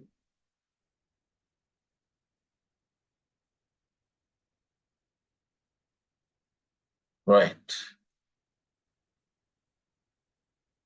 So any more questions from this area? Number 4 is completed.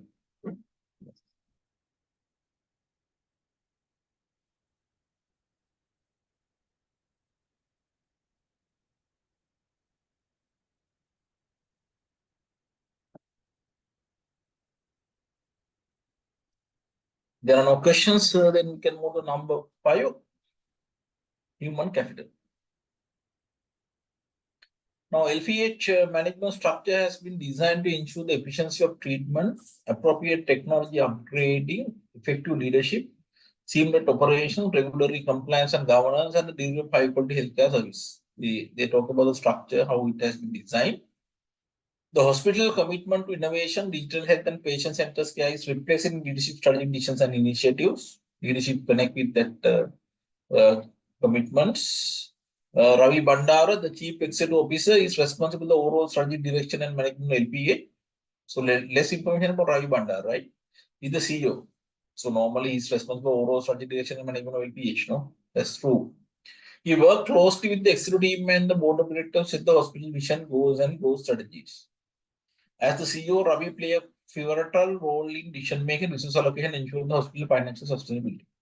So nothing to be taken actually. This is one of the known role of a CEO. And he has to work with the board, and he has to identify the objectives and strategies to lead the business. Right. The board of directors of LPH comprise experienced professionals. That's a plus point actually, who provide governance, oversight, strategic guidance, and financial stewardships. So these are strength actually. So experienced professionals. Board comprise experienced professionals. They help shape the hospital long-term vision and ensure it's operate in the best interest of patients and the community. In addition, LPH has a medical advisory board which consists of, this is very important information. They have a medical advisory board which consists of medical experts and specialists who provide guidance on critical matters, research initiatives, and advancement in medical science. In addition to the board of directors, they have another one called medical advisory board. That is a plus point actually. So that comprises of some of the expert in the industry. Right. So plus point. The external team of LPH experience and dedicated professional are indicated in table 3 below. Now see, if you look at this information, you can't find out the CEO informations. Can someone find it out? I didn't find that one, guys. ඕගොල්ලන්ට පේනවද මට පේන්නේ නැති එකක් මේකේ? This CEO informations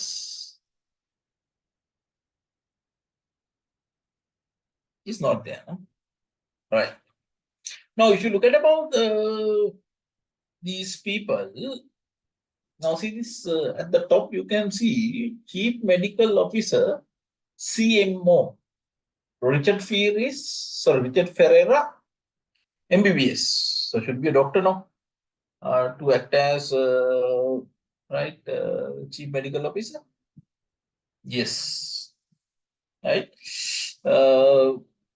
The CMO oversees all clinical aspects of the hospital, including medical staff, patient care, quality, and clinical protocol, and ensure that the hospital maintain the highest standard of medical practice. In January 2018, LPH welcomed Richard Ferreira as its new CMO, distinguished cardiologist surgeon. He received boasted prestigious award and groundbreaking research. It's a good one. Also, to have a people like Richard is a good thing. Actually, he's a well experienced guy. Right, so it's a plus point to our organizations.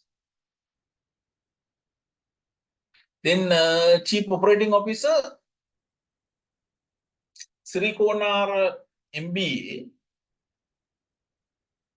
Now, when you see this one, you think, this guy is having only one qualifications. So don't mislead like that, because everyone information has been given like that. So probably they have provided the highest qualifications. And they have provided the highest qualification instead of providing other qualifications. And normally you can't have an MBA, without having your primary qualifications, without having degree, you can't enroll for a MBA or without having professional qualifications. So they are here, they are showing only the highest qualifications. Right. So if you look at about Chief Operating Officer, COO manage the day-to-day operation of the hospital. Very important question, no? CEO positions. Now, this what happened in many organization, CEO, the CEO like deputy CEO, no? Normally, the direct business activities are reporting to CEO in most of the organizations. Then other non-supporting activities are reporting, other supporting activities actually, other non-operational activities are normal reporting CEO. And these key business activities are run by the chief CEO.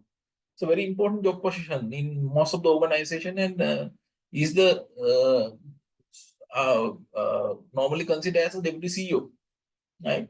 CEO manage the day-to-day operation of the hospital, including administrative, logistic, and facility management functions, and focuses on optimizing processes for efficiency and patient satisfactions. Right? So see, these day-to-day activities are run by him. Administration, logistics, and facility management. Then CFO, probably a chartered accountant, we assume like that. Only MBA is given here. The CFO is responsible for financial planning, budgeting and fiscal management, and work to ensure the hospital financial health, manage revenue stream and control costs. This is non-financial manager job.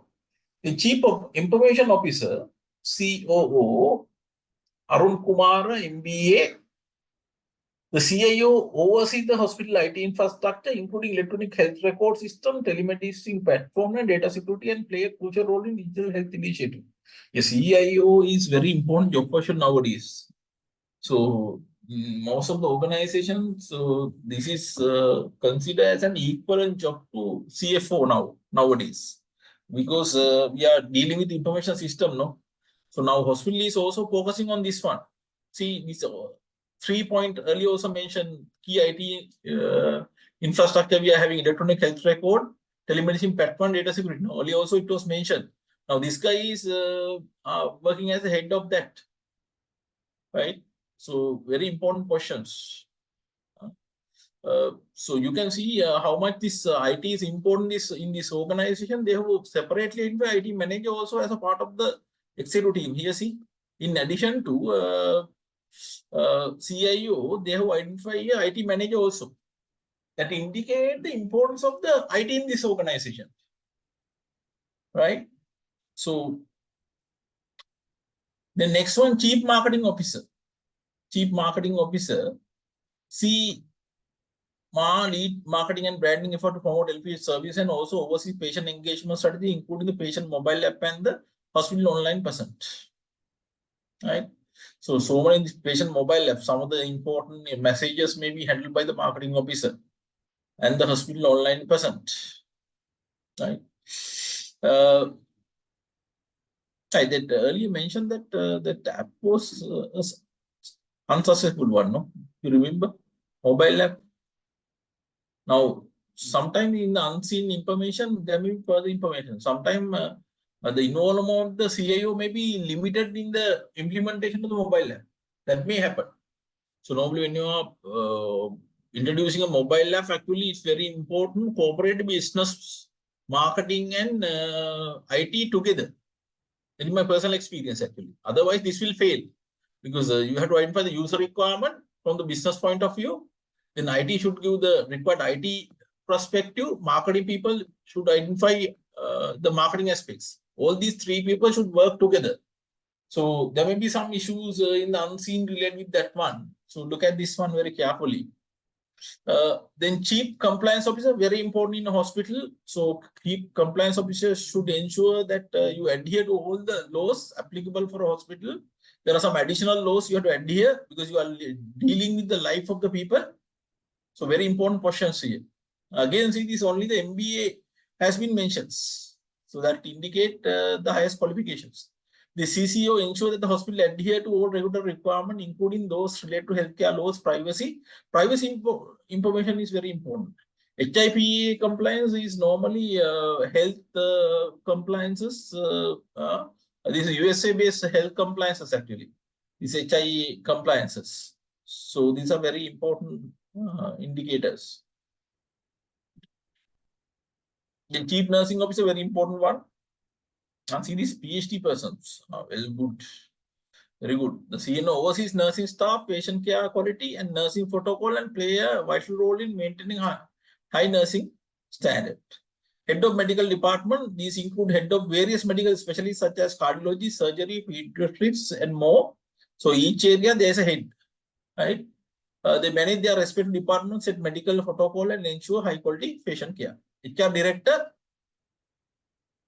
Now they have used the word director, no? Should be executive director. Am I correct? You see this? Oh, it is an important word.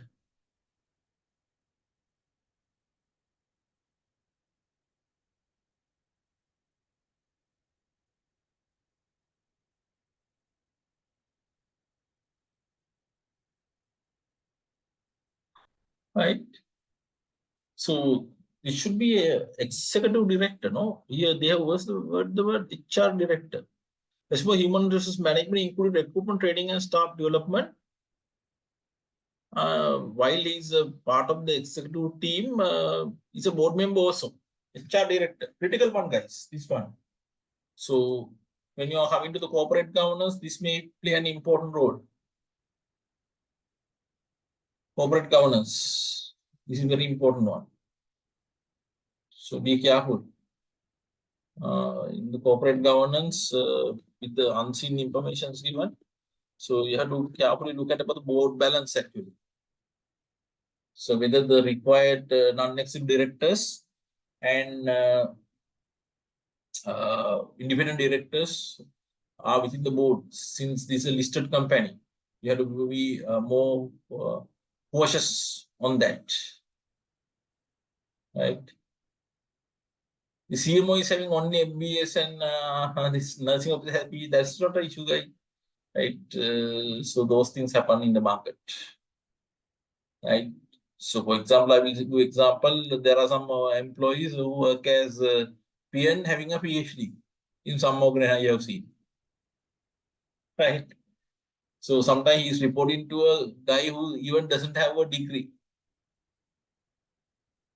PhD person. That can happen,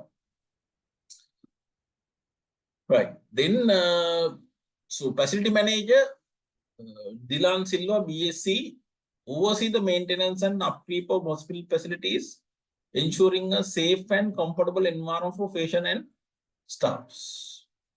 The IT manager manage the hospital IT infrastructure, including software, hardware, and data security. So we can identify the importance of IT. Earlier also I mentioned, since there are two executives. Right, look at this app earlier, what is it was mentioned?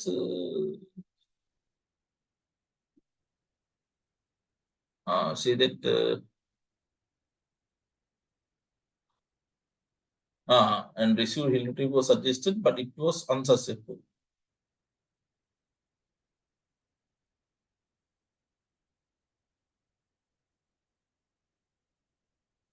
That connect with the health trip, no?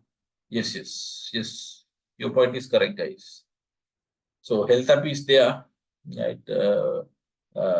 Fail in one aspect, that sending that health trip, no? Yes, good. Right. Yes, mobile app is there. It's working. Right. So any more concerns related with this one?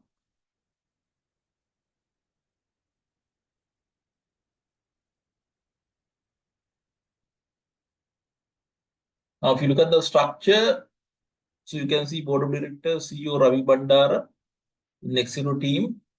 Then there's a medical advisory board also. Then head of medical departments are there. HR director can be separately identified. HR director. So you can do a better one than this, I think. Right, my one is not beautiful. So vision, I think we evaluated, right? So this part also been done. Right. Any more questions, guys?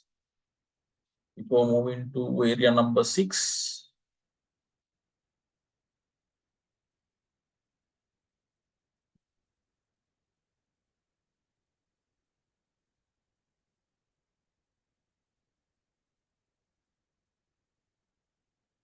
Right. So before moving to this financial distress part, shall we have 1 minute water break?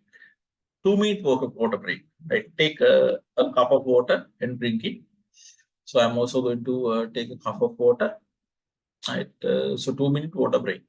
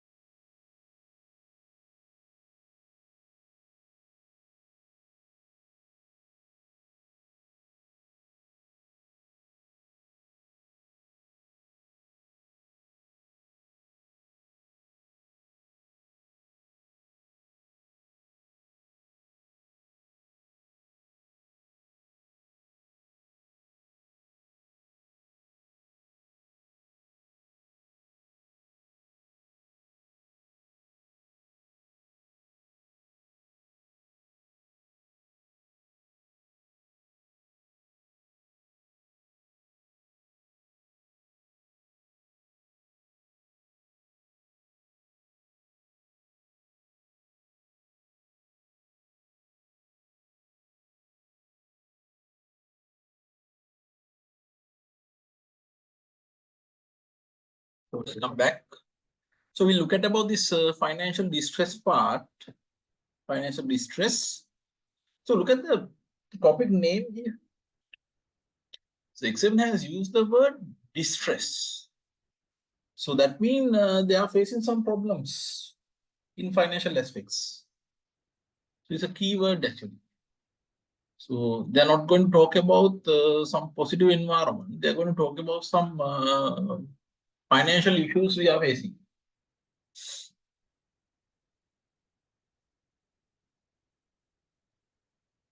Right.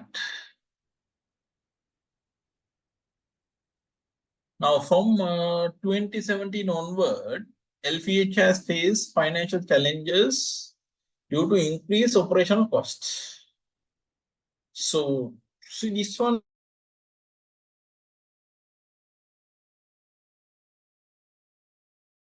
We don't know the reasons. If that is come from the external environment due to some factors associated with the external environment,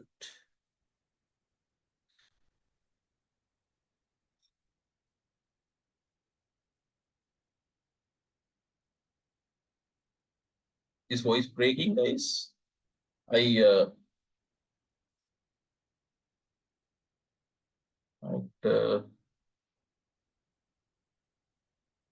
see. Can you hear me? I got a message like that.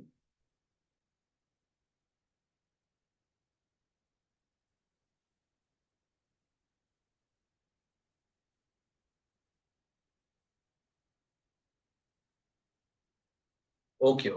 Right. Okay, right. Thank you. Right.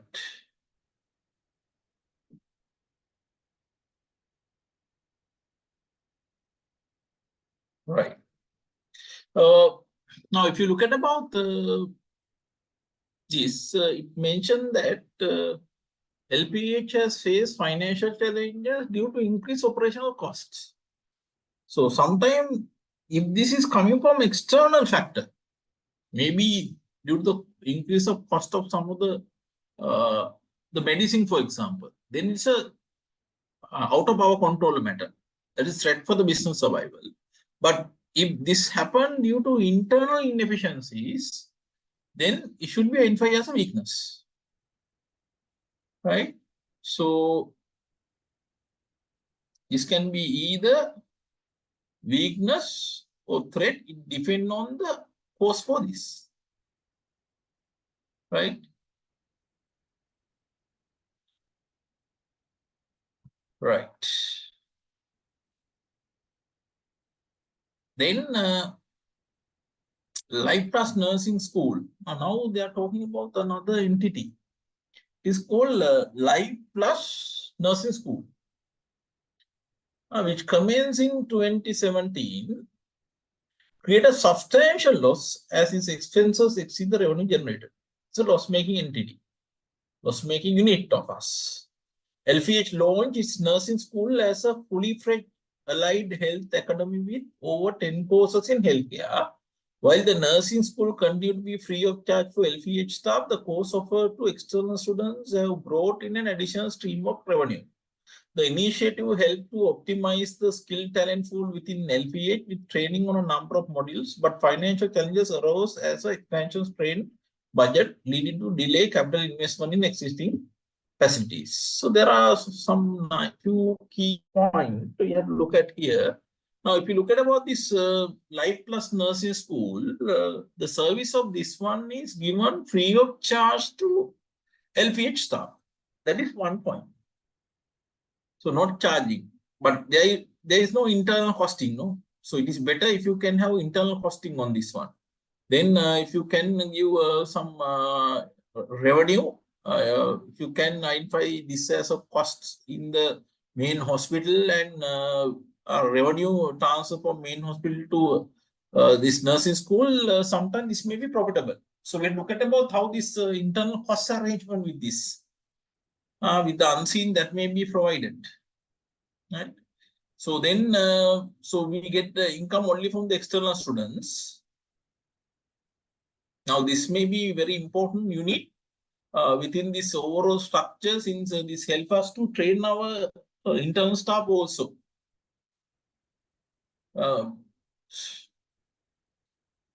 So still we are unable to provide more capital investment on this one due to some of the budget constraint we are facing. Financial distress continue for several years, and Eden discuss with the management about controlling costs. Ranil explained that the nursing school was not expected to generate profit over the first 5 years anyway. The project was evaluated on the basis that it would run at a break-even level because only a few enrollment were expected. Now, we are talking about the cost factor. Now, since we are facing some cost increasing problem, this Ranil, who is Ranil? That is CEO, no? If I'm not mistaken, I think. Ranil is the CEO. Am I correct? Right. So, yes. Right. Sorry, CFO. Ranil is CFO. Sorry. Ranil is CFO. Right. So now you are talking about this financial matter. Right. Financial matter. Now, the chairman and the CFO discuss each other. Now, chairman may raise a question about this nursing school from the CFO, since this is a loss-making entity. Then look at the answer given by the Ranil CFO. Ranil explained that the nursing school was not expected to generate profit over the first 5 years anyway. So in the project appraisal, they have not identified this one as a profit venture in the first 5 years. Right? The project was evaluated on the basis that it would run at the break-even level because only a few enrollment were expected. So only at the break-even level, there are no profit. However, Eden asked for cost reduction strategies and proposal from each of the head of the executive team. In response, Dilan Silva proposed that. Who is Dilan Silva?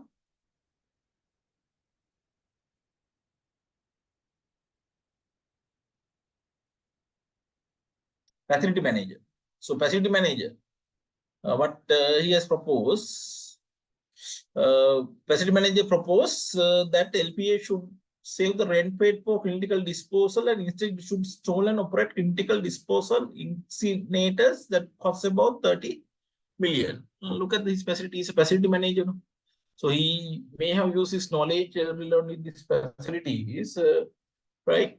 So now here, but he say that now for the clinical dispose, now we are paying some rent, right? So maybe third party is doing this work. Now what is proposing is to have our own clinical disposal incinerators. That will cost 30 million.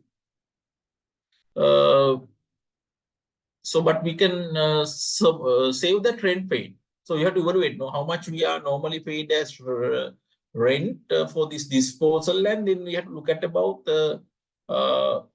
this internal managing cost of disposal incinerators, right? Now, what is this disposal incinerators? Those are normally designed to burn certain type of waste produced in healthcare scenarios, such as infectious or redback waste. This is a machine which is used to burn waste in simple terms. Now, they are providing more information related to this one. LPA dispose 250, 300 kilos of critical waste daily, and the disposal cost is high. Right? All use cylinders, needles, and broken glassware, anatomical waste, waste with high level of cadmium and mercury, and laboratory waste are incinerated by LPH. So there are a lot of different type of waste. However, the proposal was not taken up, as Ranil explained to Eden that the current system is the best and has had no trouble over the years. So Ranil explained to Eden the current system is the best and has no trouble over the years. What do you think about that? What is that making? What do you think? Can someone think any point? Hey, ma'am, ek baat mein viruddh honi. There may be frauds, right? Frauds mean he may get some benefit. He may get some benefit from this, from the third party. These are very common in the industries. I have seen many cases. So, right? Because that particular supplier may be paying a commission for this person.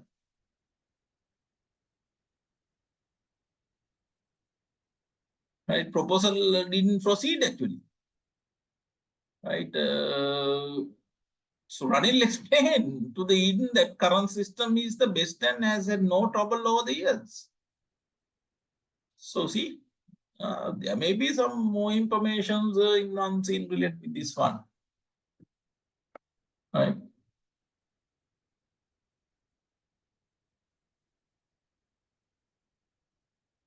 These are violation of this Ranil may be a member of professional accounting body and he may violate some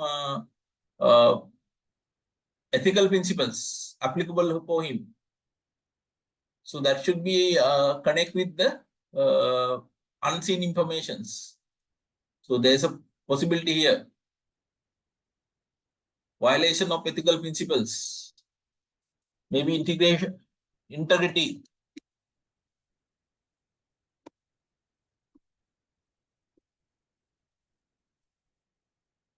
This should be confirmed with the unseen. Confirm with the unseen. Just imagine. Check unseen. That is what I can see. Check unseen. Both.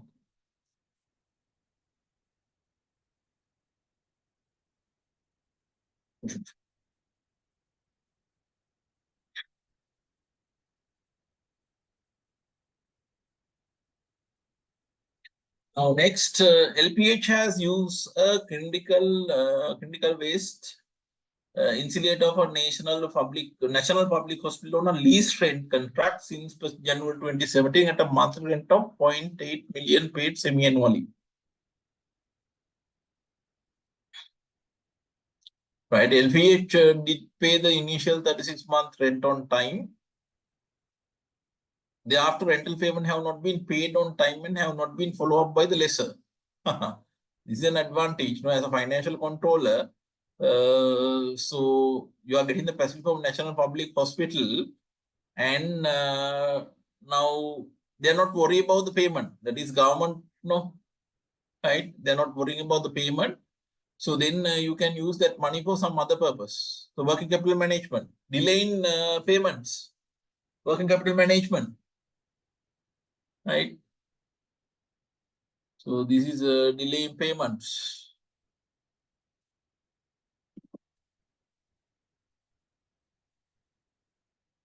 Working capital management.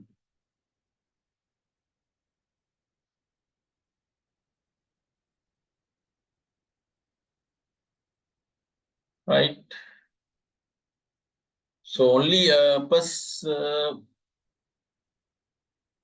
36-month rent was paid. Now annually 0.8 million, no, that means 1.6 per year, no? 1.6 per year. Right? Then we have to do some evaluations actually. So we can compare these two options. First one is continue with the current options. Then the second one is purchase this disposal insulators and see how long we can use the disposal insulator. And then we can compare and come to conclusions what is the best one. Right?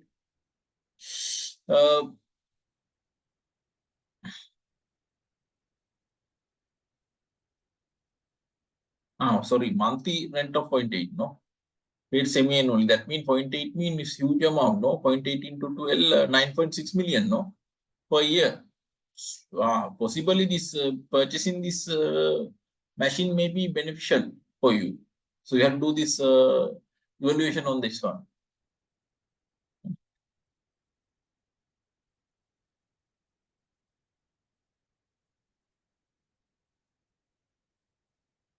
So there may be some non-financial factors you look at. For example, this waste, whether there may be some certain waste actually you can't recycle it. So what is the strategy on that? That may be some non-financial factor you have to look at, right? So there will be so many other factors you have to carefully look at this.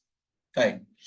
Therefore, we pay the subsequent 20, what he says, therefore, rental payment have not been paid on time and have not been followed up by the lessor.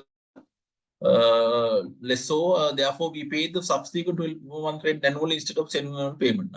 Good.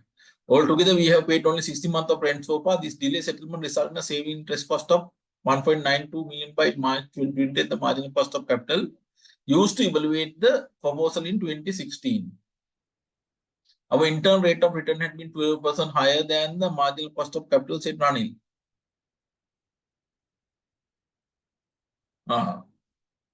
What is that one? IRR is more than 2% mean this is beneficial, no? Am I correct? So, right, 2% positive, right? So, sometime in the exam, actually, again with this brand new information, you may be asked to evaluate these two options. Therefore, keep your eye on this, right? They are talking about this marginal cost of capital. What is this marginal cost of capital? This is the cost of additional unit, no? Right, in IRR, you know what is IRR? So where this NPV of all cash flows becomes zero, no? Right? Now it say that IR is 2% higher. What is the meaning of that one?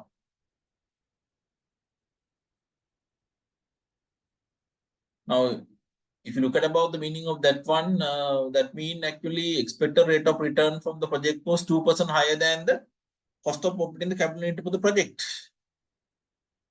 That was the meaning actually. That was profitable options actually. 2% higher than the normal cost of capital actually. So we have taken the correct decision at that particular moment. So in the exam, examiner make you some brand new informations and you have to do evaluations on this brand new informations. These two options. This is positive, no? Positive. So in the exam, what can happen is possible exam possible evaluation of two options.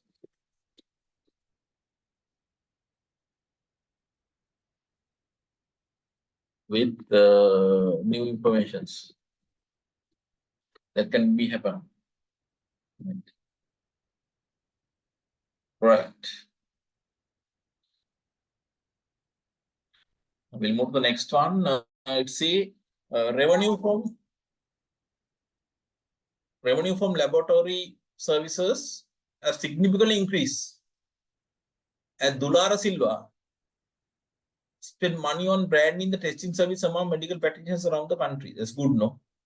This revenue stream includes charges for a wide range of laboratory procedures and tests conducted within the hospital, imaging studies, pathology services, hematology tests, and green lights have been the highest cash generated testing and diagnosing service over the recent years. Durala and the insurers have negotiated specific terms, including pricing, advertising, and fee schedule that outline agreed upon reimbursement rate for the each covered service. LP directly bill insurers for reimbursement, reducing the financial burden on the patients. Look at this point. Should be read carefully again. Now, who is this Dulara Silva? Should be a marketing guy, no? All right. Yes, he is the marketing guy.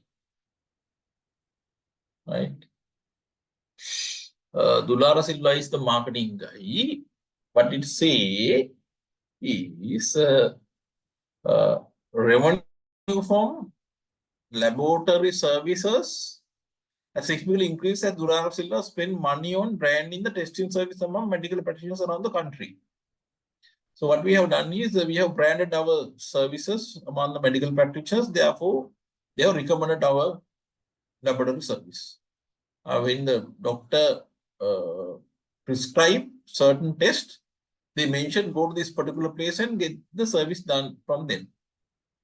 Right? That's okay, no issue. Right? If it is ethical branding, no issue at all. I will say, read the next sentence. But next sentence is this revenue stream, and this revenue stream include charges for a wide range of laboratory procedures. Tests conducted within the hospital, that's correct. Imaging studies, pathology services, hematology test, and urine analysis have been the highest category testing and diagnostic service over the recent year. That's fine. Right? Some information about the composition of the income. And the next point is important one. Dular and the insurers have negotiated specific terms, including pricing, advertising, and fee schedule that outline the agreed upon reimbursement rate for each covered service. Right. LFE directly will insurers for reimbursement, reducing the financial burden of the patient. That's fine. So, yes, maybe carefully look at.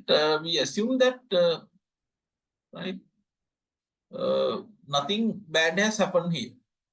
That's fine actually. So when our insurance is paying, we may give some discount. That's okay.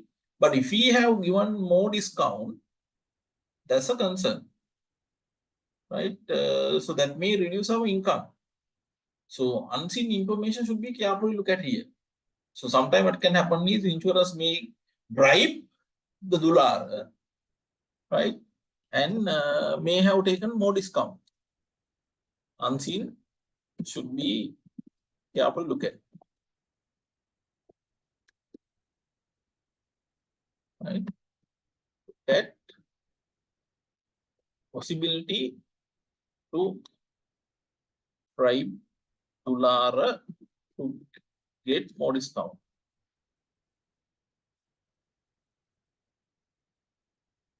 This is one of the points.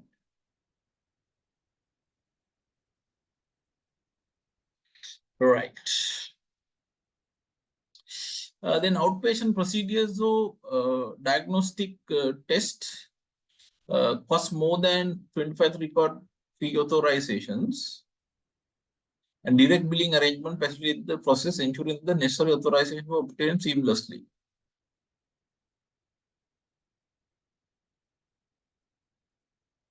Right, that's fine.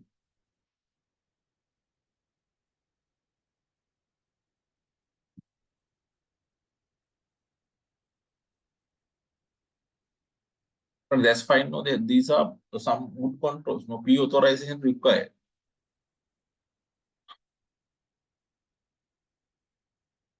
It enhances the overall experience for OPD patients, providing them with the convenience of having their insurance deal processed directly by LPHs. That's okay until there are no unethical things happening. Right. Any questions, guys? You can ask any questions.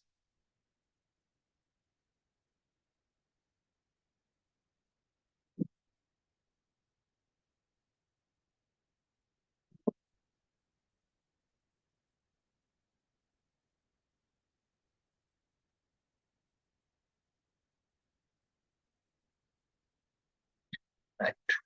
There are no questions, then we can move to next part in the same topic. See, next point is Eden asks for a restructuring plan. Eden asks for a restructuring plan from Ken Migara as he agreed that LPH is overstaffed. Yeah, this is some concern actually. Should be a weakness. Right?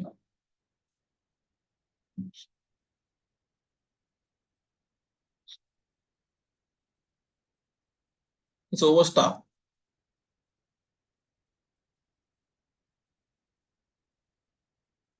Right. They are Eden asked for registration plan from Ken Migara. Is Ken Migara?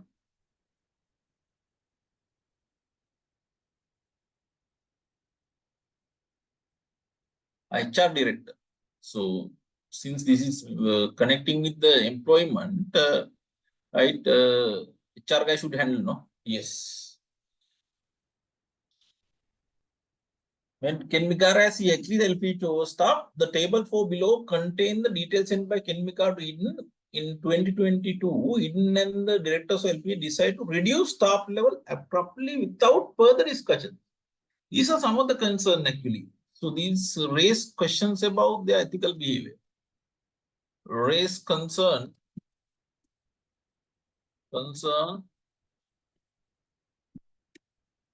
about ethical behavior. Is that ethicals? So earlier also I mentioned that this Eden is not more people-oriented guy. I told you if you remember. I told you, right? He is not a people-oriented guy. This is another example on this, right?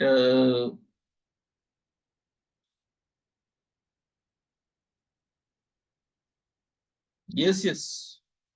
Government suspend the service. A risk actually. That's a risk. Your point is correct, Melanie. Right. So now they have decided to reduce staff without further discussion. They decide to reduce staff level significantly across various departments without sufficient warning or consultation with the employees. Huge issue.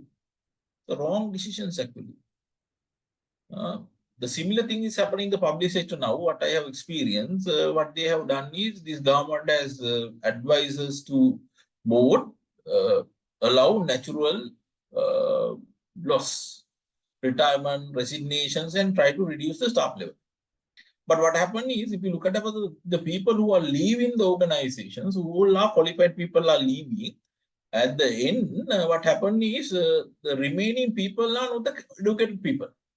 When the key employees leave the organization, then you can't run the organization. These are huge issues actually. With this IMF conditions, actually government is trying to reduce the number of employees in the government organization. But unfortunately, in the future, that will backfire to the government itself, since these qualified people are leaving and they are not taking action to get the replacement on that. Similar thing here actually. So if you look at about this one, similar information is there, right? What has happened without any consultation, they try to reduce the staff members, right? See, the layoff affect a wide range of position, including nurses. So nurses is very important position actually.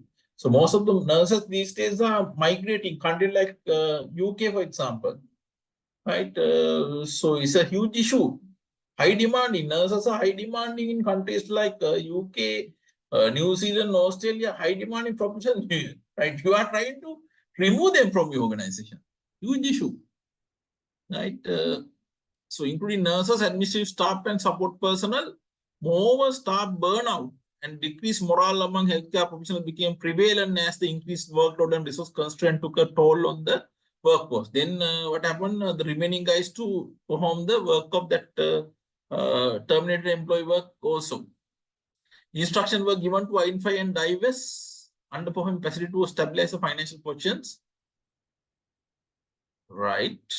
Future expansion plan were re-evaluated with the focus on conducting thorough market research, ensuring financial visibility and establishing clear understanding of the local healthcare dynamic. That's fine actually. In this particular moment, actually, this is not a position where you can apply growth strategies, guys. So it's not possible here. So at this particular point, what is the more appropriate strategy here is more appropriate strategy is survival strategy. You have to think about how to survive in the market. Right? Survival is the key here, right? So stability strategy or even retention may be suitable here, right? So growth is not possible here, right? So growth is not possible here. Growth is not possible,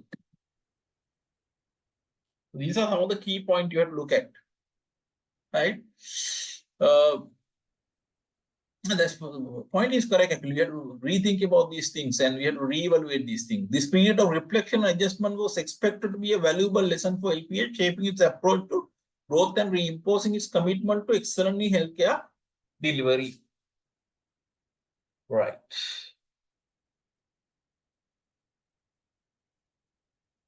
Now, table has given about the staff compositions. Now, if you look at about this, now medical staffs, that's fine, it has been increased. What are the areas we are facing some problem?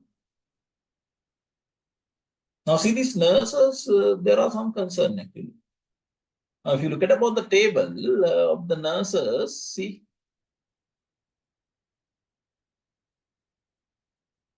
it's coming down significantly. They have mentioned this point. Coming down the total. Especially nurses, it's a huge issue, no? Right? The medical lab technicians, radiographers. So there are some concerns actually here. See this.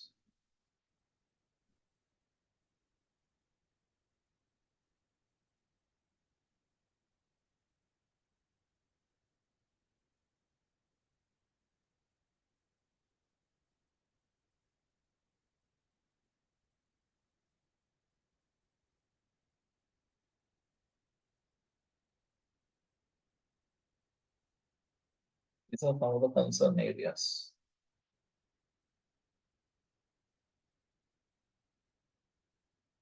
But removing nurses is not good, especially in an environment that they are highly demanding. So that's why they have clearly mentioned that word separately. Nurses have been, see, they have separately mentioned the word. It's not a good strategy. In the country, so the macro environment, we are facing some issues, right? So we are going opposite way. That's not good actually. Medical staff, so total number has not come down, no much. So compared to 2022, it has come down, but overall, there is no much issue, I think. Right. We can evaluate this one. So what has happened to them, right? Right. Now more information is provided. We'll look at about the information provided here. Medical officers, however, warned the management that there was a lack of transparency regarding the reason for the layoff, the criteria used for selection, and the potential impact on patient care. So, some issues here. These are issues actually. The decision to reduce staff level without proper communication resulted in a series of negative consequences. Even though training staff was increased to maintain and improve the quality of patients and sought to optimize workflow, it was not the right course of action. LPH Co. once known for its compassionate care and commitment to employee support, significant loss of goodwill among both staff and the community. So these are some of the problems. See these threats, weaknesses. They are facing some problems. So now see if you look at about this, for example, look at this pharmacies first, for example. Now what happened is, if you look at the pharmaceutical staff here, now see this figure has increased now. Gradually increased, but in the unseen, there may be some information related this one. See this trainee pharmacies.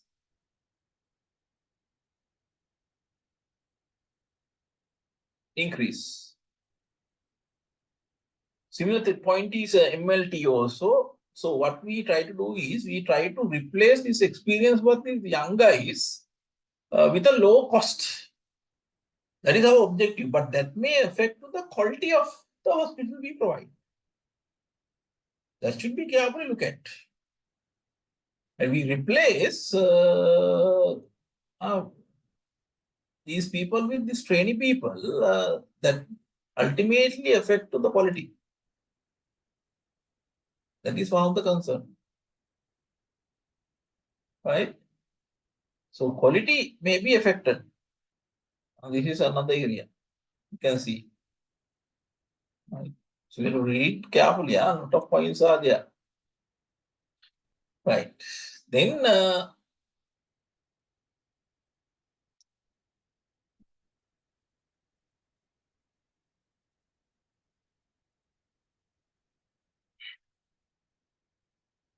abrupt layoff pursue as coolers and morale among the remaining staff plummeted, causing a decline in job satisfaction, increased stress, and a perception of job insecurity.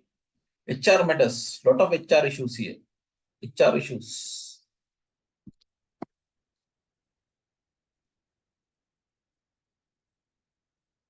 So examiner may ask you a questions to identify the issues in the case and recommendation to eliminate those problems. So if you are going to answer such questions, this HR, many HR matters can be found here. So causing a decline in job satisfaction, increased stress, and the quality of care in the hospital able to maintain its high standard in the wake of the staff reductions. The hospital faced backlash from the internal medical community, with many expressing disappointment and questioning the hospital commitment to its mission and values. Not in line with the mission and values. So if you go against your missions and the values, then there will be no survival for you. That's one of the key points. Richard explained the situation to Eden as follows. Who is Richard? Richard is the CMO, no? What do you say? CMO explain the situation to Chairman. The attrition rate. Attrition rate means turnover rate, no? Among doctors, nurses, and allied health professionals have increased on the top of the brain drain to overseas countries. Now, see, that is, we all know this particular point. Right, all these qualified people are leaving the country, even the accountant. Some of you may not be in Sri Lanka already. So 10 to 20% people are already left the country, and the remaining balance also, majority of the remaining balance also, rest of the people also will leave after qualifying and after getting some experience. That's the truth. Similar things happening in the medical profession also. And he's explained that point to the chairman. Retirement is another major reason for critical staff attritions. That's fine, no issue. Retirement age has been reduced, and there is a large course of existing staff who have reached or are nearing their retirement age of 60. These are threats, guys. These are threats. Right.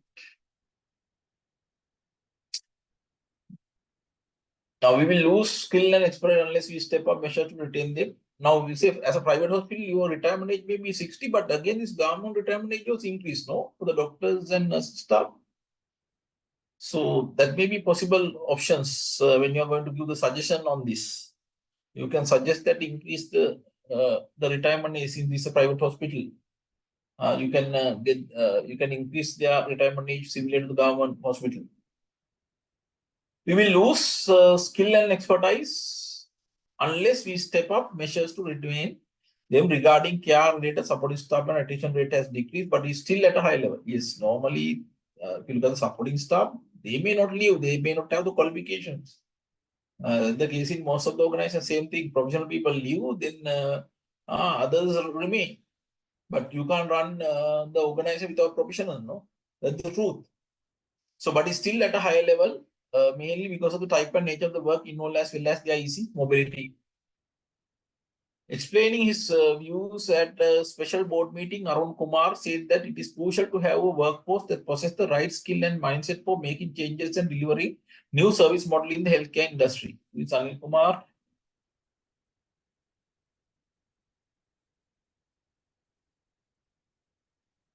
That is CIO, no? Yes, CIO talk about the employees, but they are telling CIO. It is crucial to have a workforce that possesses the right skill and mindset for making changes and delivering new service model in the healthcare industry. Particularly, it is important to enhance staff training and development, ensure competence and empower by reinforcing staff training program, facilitating staff pattern training on the use of digital technology and artificial intelligence. I see this some hint actually. So examiner can test this industry 4.0 technologies in the exam, right? Now here, now if you look at about this, possibly examiner can test industry 4.0 technologies.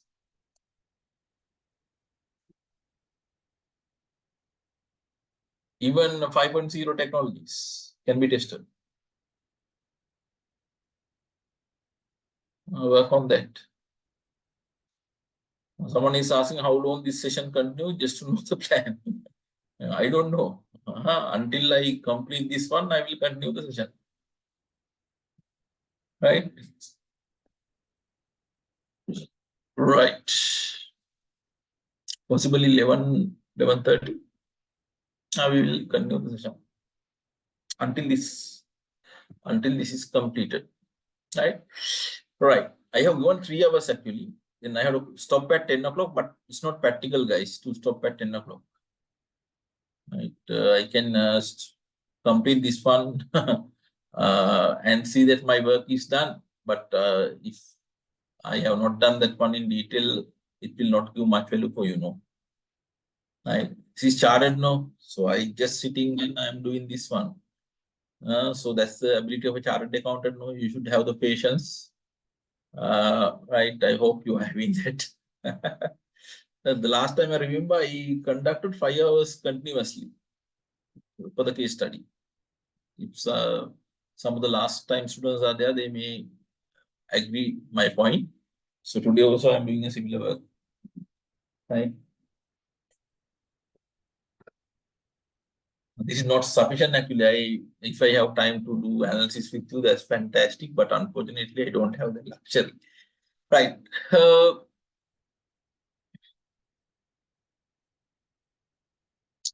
So check this industry 4.0, for example, how this industry 4.0 technology can be used in hospital to enhance their performance. Examiner can ask a question like that.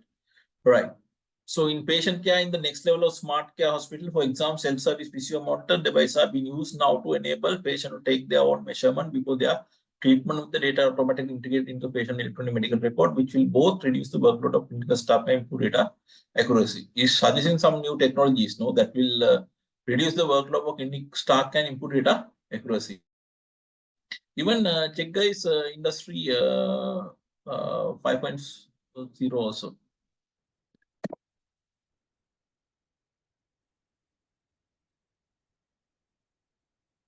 Right. Recognizing the negative impact of decisions, LPH took step to address the situations. And now decide to reevaluate the situation. No, it didn't acknowledge the missteps and explain how hard it has been to run LPH with huge staff costs. I acknowledge, he has done a mistakes. They have done a mistake. He implemented transparent communication channel to explain the rationale behind the staff reduction, the measures taken to ensure patient care was not compromised, and the step being taken to establish the hospital financial position. LPH provides support to affected employees, offering assistance with job replacement and counseling service. Those are good things they have done actually. Selling style, he has done something and he's selling. The reason for doing that, selling leadership style. Selling style, leadership style when it comes to leaderships, right? It introduced a share ownership scheme to all executives and permanent employee of the company with 5 years of service. Now he want to make employee more happy, since employees are unhappy, he introduced share ownership schemes. This is relevant for permanent employees, all executive and permanent employees of the company who has worked more than 5 years. So accordingly, each person was for 50 equity shares that will be issued at the book value of the company as at 31st March 2023. It is issued at the book value. Now, what is the book value? So I try to calculate the book value. Total equity is 7596. 31st March 2023, no? Am I correct? Yes. No. The number of shares 1305, 200, 150. Then actually book value is around 5.82. I hope my calculation is correct. Book value is 5.82. Right? You double check that. Right? Then it was not attractive for many. They claim that the company had not declared any dividend for the past 5 years. They have not declared any dividends. Since they are struggling, no, they may not have declared dividends. Ranil said as the chairman and his family hold 54% of the equity. No, Ranil can't say like that, CFO, like that. You can't only think about the main shareholders. You have to think about other shareholders also. There are some minor shareholders who are expecting to get dividends. They may have put their EPF money in these shares and waiting to get dividend to for their day-to-day spending. It's not good, right? Now we have identified that one. The family ownership is 54%. No, we are interested in reinvesting retained earnings for the benefit of the hospital. It is true that we did not decline during the past 5 years. Our shareholders have been offered pre-medical checkup annually. No, that's not good things. So they have no, but this is good point, but that's not sufficient, no. Right. We identify that the chairman and family, that means Eden Nanakar and family is having 54% of the ownership, then 30% with the public, then other 16% with some other partners, no. Now, if you look at our dividend policy, this is like zero dividend policy or residual dividend policy. In between that, no, residual and zero dividend policy. You can have few policies like regular dividend policy. That means regularly you are paid the dividend here, but this is not the case since they have not paid the dividend for the last 5 years period. Stable dividend policy means same amount is paid. No, that is also not the case here. Residual dividend policy. So it's profit are there. Rarely they pay dividends. No dividend policy mean no dividend at all. Now, if you look at our dividend policy of LPH, it is in between this residual and the no dividend policy. Now it's more toward the no dividend policy actually at this particular point. When you look at our dividend policy, right?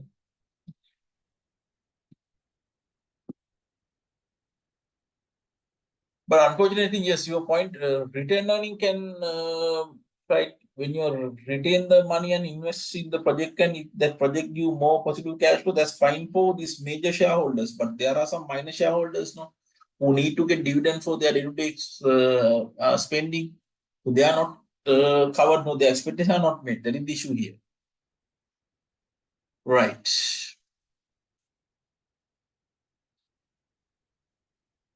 At a meeting held with medical and nursing staff, Eden clarified that LPH planning to begin a new multi-specialty tertiary care unit in Kandy. They want to start new unit in Kandy, and they will be having more opportunities and employment for staff. The hospital would have 150 beds in the first place, spread over total build-up area of approximately 100,000 square feet. Each specialty would have a super specialist at the level of a senior consultant. It's a good proposal, but unfortunate thing is this the right decision at this particular moment, since we are struggling? So we try to survive, So that raise some concerns whether we have the required money to invest here. Further, the staffing study would involve having visiting consultant at a minimum of one per specialty to drive volume and utilization initially.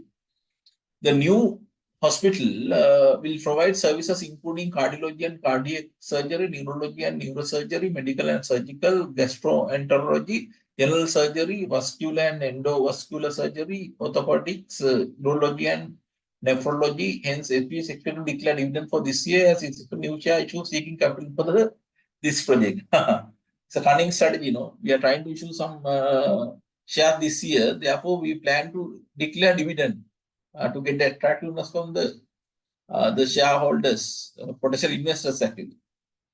Right, but I don't think it will work, no. Right.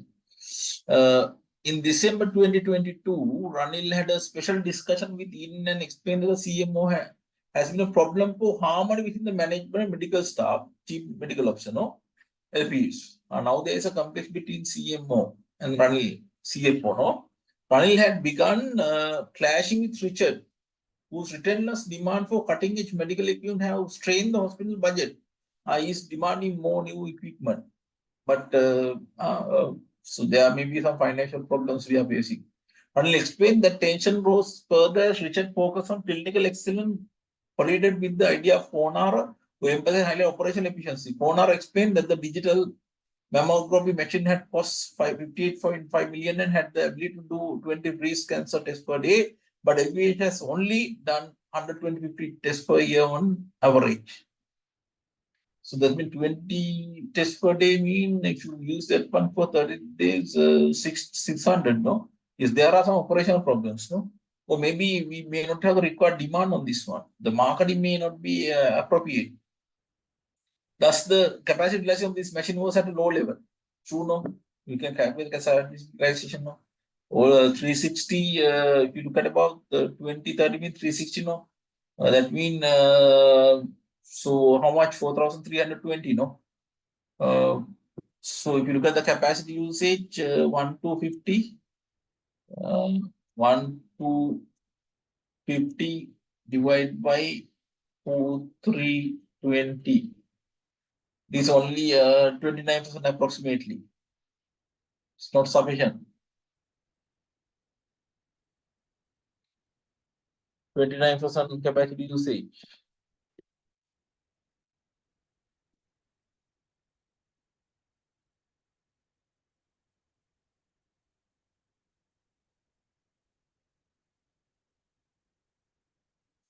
So we have to find out what is the reason on this one.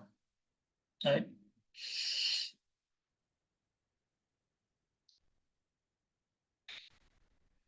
A similar thing happened with the flow cytometer machine that cost 21.4 million in 2020. According to Kona, the type of cancer diagnosed by this machine was not reported largely in Sri Lanka, and only 100 tests on average and been done annually. That is something to be considered. So our decision may not be correct. So here see this one.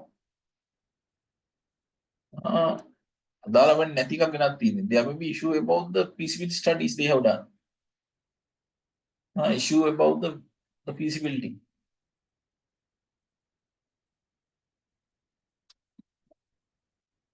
With the feasibility study they have done.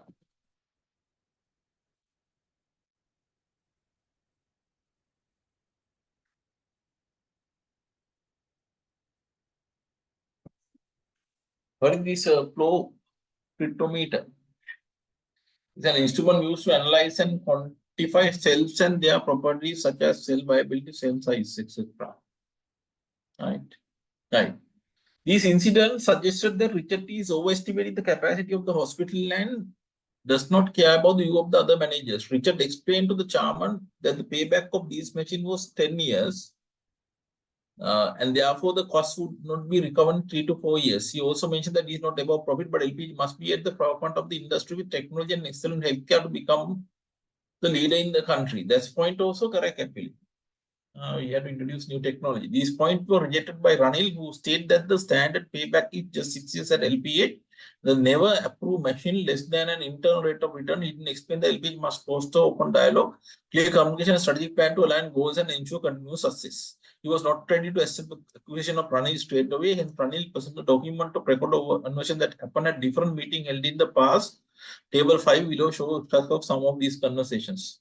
And these are some of the ethical concerns, no? Am I correct? Recording, having conversations, maybe ethical concerns, guys. This one. Is that ethical? You see this point? Ethical to record.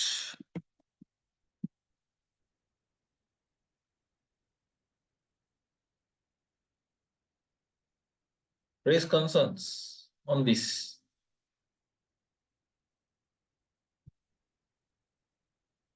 My calculation is correct, incorrect.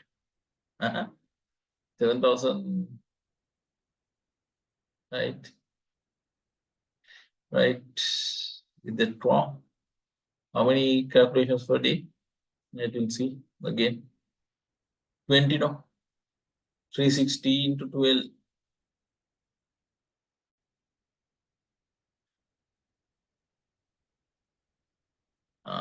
20 into 365. Yes, yes.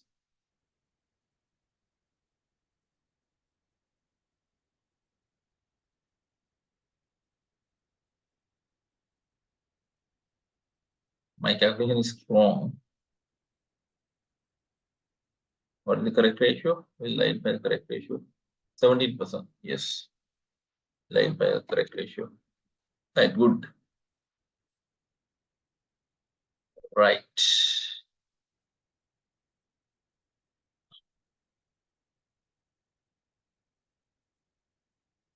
Yes, there may be some issues in the project evaluations. We agree that part. Right. We look at about these conversations happen.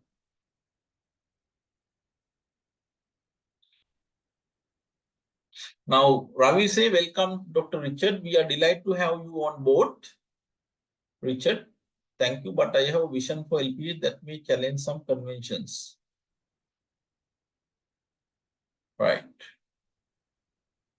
Now, Ranil, Richard, we have financial constraint. We cannot afford these expenses. Richard, these tools are vital for vision care. We must invest in the best. Richard, clinical practice is not something that can be performed fast as you would demand. Only LPA cannot. Other hospital do. Richard, we are doing a business here. We need streamline operation, serve more patient effectively, but as the cost of compromising patient care. Ravi, Richard, we need revenue to survive, not research. We all have good patient as testing babies. Some excessive testing are being received. Patient cannot afford them all. Richard, you don't understand medical practice. We cannot earn revenue if we don't keep testing this and that. Our service quality also depend on diagnosis. Now, probably a phone recorder may be used, no? But it creates some ethical work of this Ranil actually. Because as a CFO, he must adhere to this ethical principle, but he has violated those principles. Honara, but LPH was sued for several cases. You know them well. Anybody can sue those cases. So no evidence of single photograph. Some of them are administrative problem. Ravi, we must balance research with sustainable revenue stream. Richard, this is the problem of so-called managers. You think about profit, but research is our path to greatness, not financial valuations. Ranil, we have standard and control to manage every service here. Medical practitioners cannot decide everything from collecting revenue to paying claim. Richard, we are the specialists here and we are the key people here. You all are earning for nothing. We need clinical autonomy against standardized practices. Standardized ensure patient safety. We need protocol. We cannot compromise on individualized care. So that conversation has been given. Right. Any questions, guys, related to this?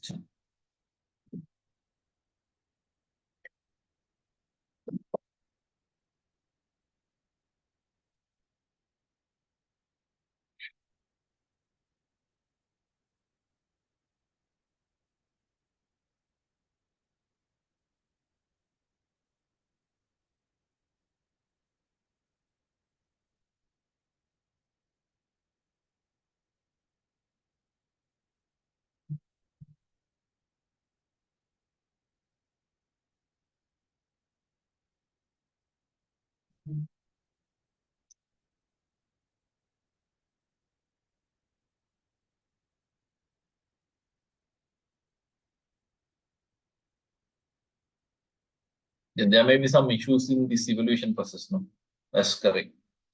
Right. Number 7. Navigate in the storm. Savidu versus LPH. Navigate in the storm. Savidu versus LPH. Yes, agree. Right, we'll see this one in 2021. LPH found itself entrapped in a complicated and extended legal battle related to an alleged medical malpractice. These are some of the issues actually. There may be some quality issues, no? The lawsuit brought forward by the parent of a former child patient, Savidu, claimed substandard care and medical negligence on the part of the hospital and its medical staff. The legal proceeding that ensured were lengthy, intricate, and emotionally charged. It encompassed legal fees, expert witness, court costs, and settlement. The financial strain was compounded by the negative media attentions, which affected patient competence, led to a temporary decline in patient admissions. Now, if you look at about this one, legal risk is there. Legal risk. Anything else? Reputation risk. All these things are there. Legal, reputation risk. Now, there may be some operational risks actually. So, there may be some uh, issues in operational areas.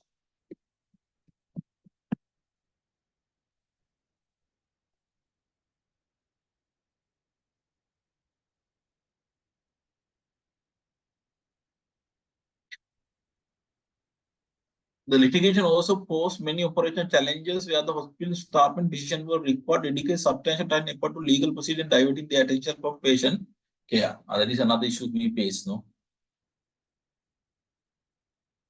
Maintaining staff morale and focusing on the hospital mission of delivering high quality healthcare become increasingly challenging during this period. Maintaining staff morale and focusing on the hospital's mission of delivering high quality healthcare became increasingly challenging during this period. Issue. Richard was directly rescued by Ravi and Ranil at the meeting for negligent procedures, instruction, and policies of LPH. Medical practitioner involved in Savidu's surgery was inflexible and refused to follow management instruction and policies. Practitioners did the surgery on their own, even though LPH policy was to hire expert in the field to ensure due professional care was given in a case such as the case. Professional due care is not there, no? So that is the issue. This one professional due care. Professional behavior is not there from medicinas practices.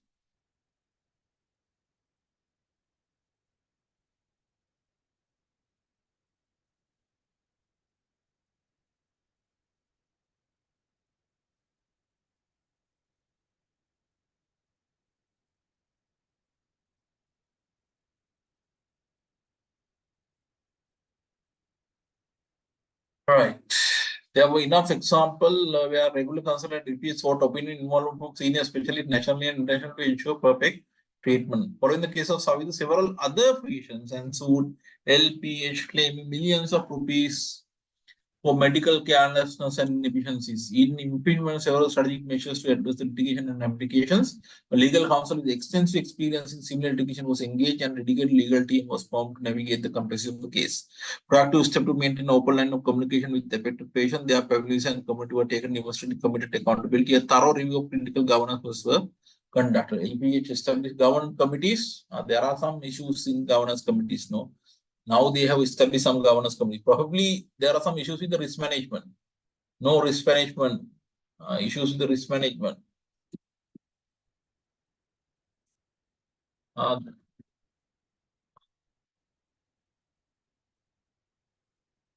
There may be corporate governance issues. Subcommittees may not be there. Required subcommittees may not be there. Corporate governance.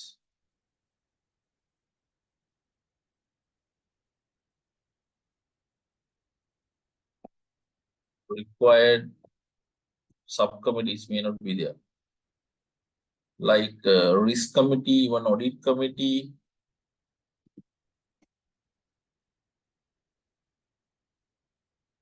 But board subcommittees actually.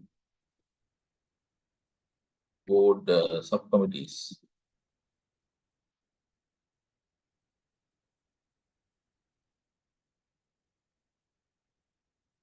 Even what can happen is even required management committees may not be there.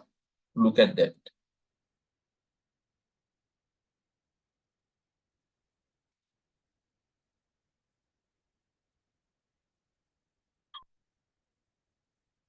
Right. But they have taken some actions to avoid these things happening in the future. That's good.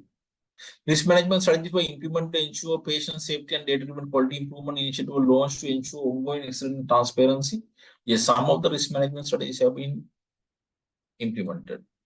That's good.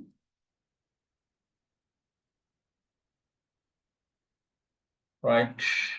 Effort were made to streamline operations, optimize resource allocation, and control costs where possible to mitigate the financial impact of the litigations. While the finance cost is substantial, we must emerge from the experience with several valuable lessons. We have reaffirmed our commitment to patient safety, persisting continuous improvement, adhering to the highest standard of care, effective communication and transparency with patients, families, and stakeholders were recognized as essential component of managing grievances. Through resilience, strategic measures, and commitment to our mission, we can serve better. That's good point, actually. Again, they try to improve processes. Right. Any more questions, guys?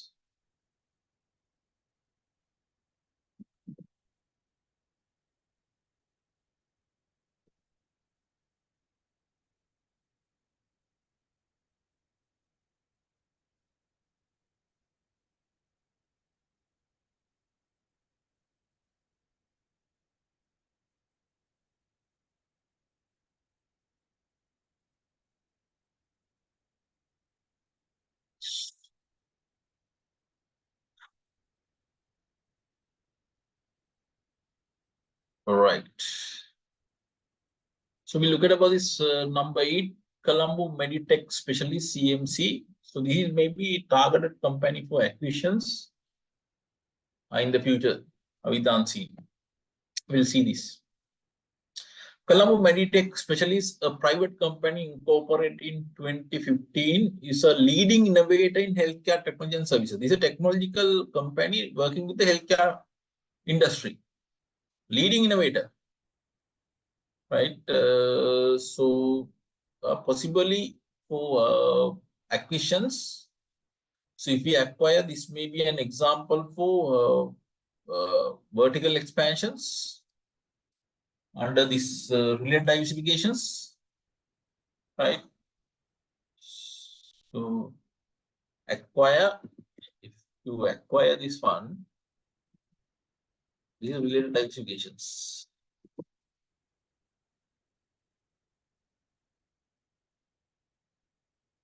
Vertical expansions.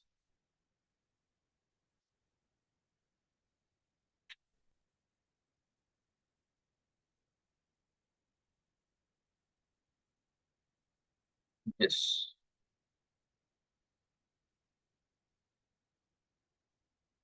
Right. Vertical expansions.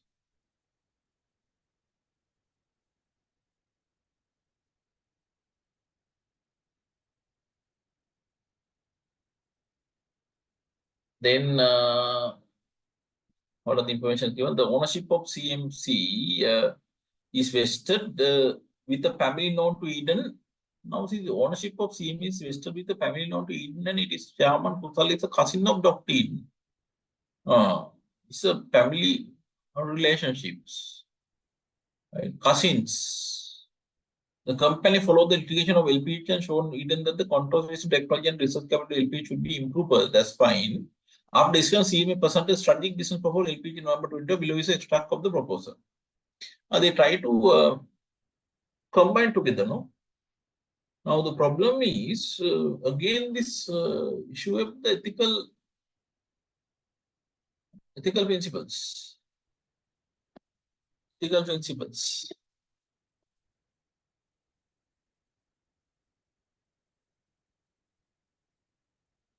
So now objectivity may not be there. Am I correct? Is bias now here? So let me know you ask expert, not me.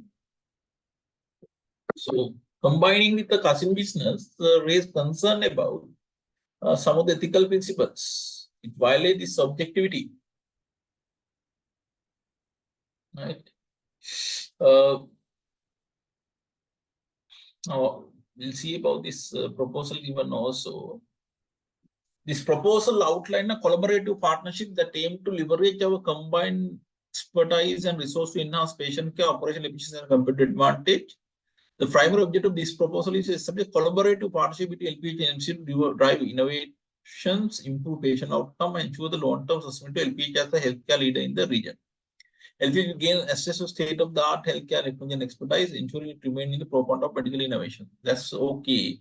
What type of partnership is suggested? This is strategic alliance, not a joint venture, or not a short-term consortia also. This is strategic alliances they have suggested. So try to get some sort of a relationship, try to form some sort of a relationship that will ensure more competitive advantage in the future for the LPH. Now, so what are the things that will be available? One is leverage the cutting-edge technology solution of CMS to facilitate the digital transformation of LPH, including the implementation of advanced electronic health record system and telehealth platform. So we'll be able to use these new technologies, harness the power of data analytics and artificial intelligence. See, again, this Industry 4.050 is highlighted. So look at both.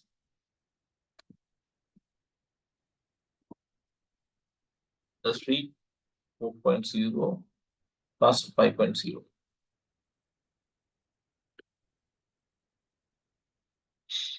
Right, to enhance clinical decision support, optimize resource allocation, and identify trend for improved patient care, the partnership will enable LPH to provide more comprehensive, efficient, and personalized care to patients, leading to improved outcomes and satisfactions. That's fine. Streamline supply chain operations through CMS expertise in inventory management, procurement automation, and cost reduction strategies. Efficiency gain and supply chain optimization will result in cost savings that can be reinvested in patients care and facility improvement. Supply chain gains, collaborate on research initiative and innovative projects to drive medical advancement and develop new healthcare technology and treatment. LPH will be positioned as a hub for medical research and innovations, attracting top talent, experience, and increasing research capabilities. Increase research capabilities. Next one, implementing best practices in healthcare operations, including process optimization, quality improvement, efficiency gain. The collaboration will give LPH a significant competitive advantage in the healthcare industry, distinguish it as a leader in healthcare excellence. CMS wish to establish a joint steering committee to ensure alignment between LPH strategic goal and collaborative initiative. May begin the phased integration of CMS technology solution and expertise in LPH system and operation. CMS will provide comprehensive training and education program for LPH staff to maximize benefit of the collaborations. The committee may implement performance metrics and regular review to assess the progress and impact collaborations. This is strategic alliance, no doubt on that. The collaborative partnership is proposed for an initial term of 5 years, commencing in 2023. A collaboration with CMS offers LPH an unprecedented opportunity to elevate its healthcare services, embrace innovation, and secure strong position in the ever-evolving healthcare landscape. We are excited about the potential of this partnership and look forward to further discussion to explore the possibility of this transformation initiative. So this is one of the area I think examiner can give questions for you, maybe acquisitions of this one, CMS, or maybe possible joint venture options. So therefore, please carefully look at about that. Right. Then number 9. What is this number 9?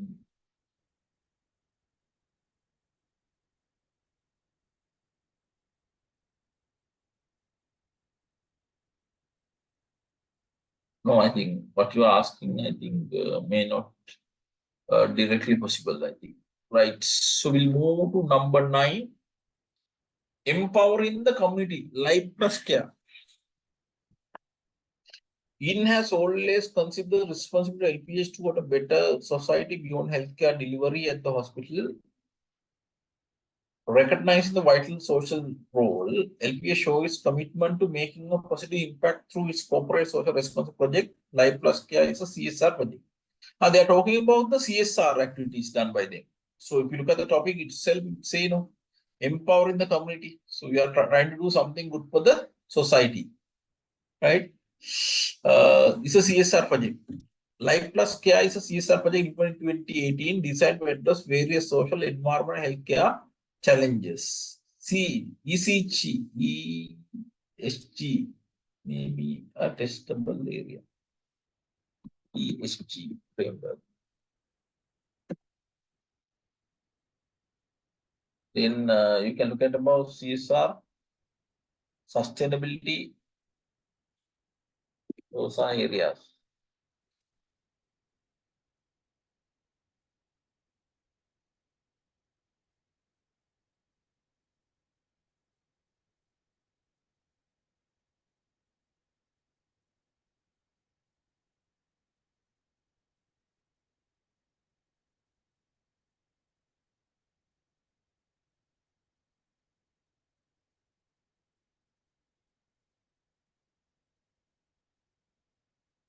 Yes, VAT increase is a threat in your SWOT analysis from 15 to 18. All right. Then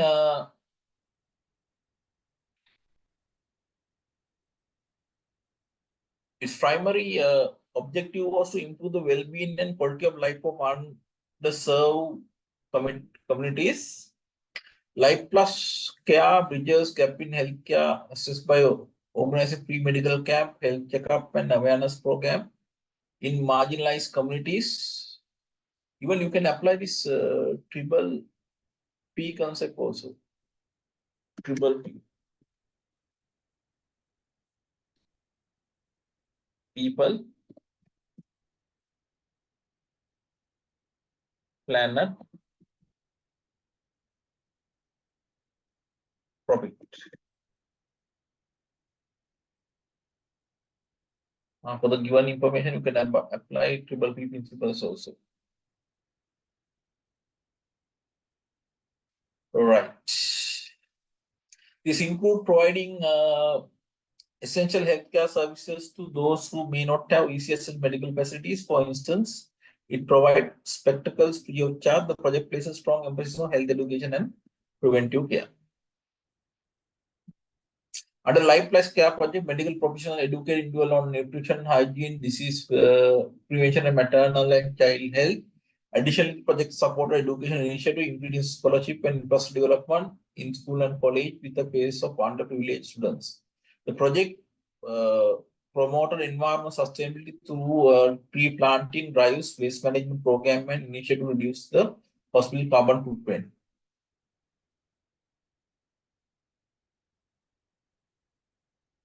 So this sustainability actually, see this green concept is there, no? Right. So that's an important one.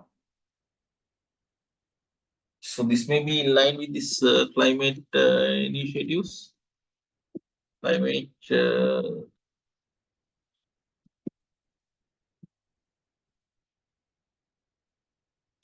initiatives. That's good actually. These are some of the good proposals.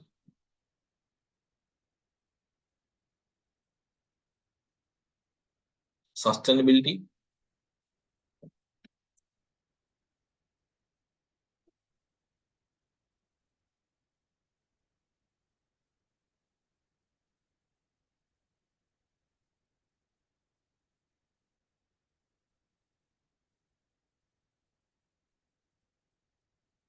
Even you can look at about this that 5 capitals that you have learned.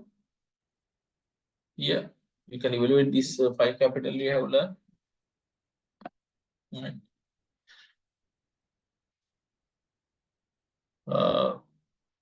The project actively engage with local communities, partnering with NGOs, school and community leaders to identify the most pressing needs and design intervention that align with the community aspiration. This approach ensure that projects are community-driven and sustainable and provide essential healthcare service to thousands of individuals.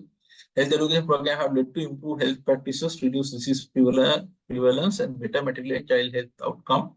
We remain committed to the Life Plus Care initiative's role as responsible corporate citizen sustainability. Measures are integrated into integrated reporting is there. Guys, see this one, integrated reporting is there.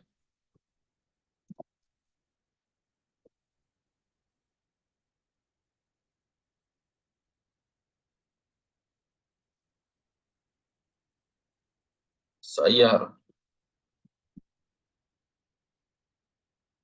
It's important word.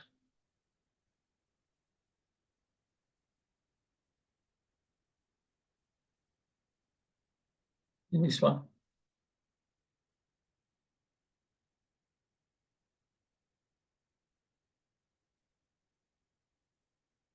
Right. So what you have to do is actually, so you have to do a lot of analysis. I have mentioned actually. I hope already we have done some analysis. I will show you the analysis I have done for the last time batch. Right. I will show you the analysis I have done for the last time batch. This is the analysis I have done.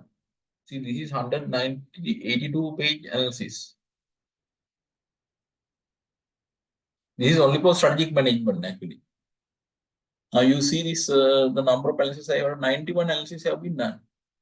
So whatever the areas I have mentioned here, please do the required analysis, right? So now I am telling, so I told you so many analysis for you. Then try to connect with this one. For example, say integrated reporting should be here. Right? Check whether it is there. Should be there.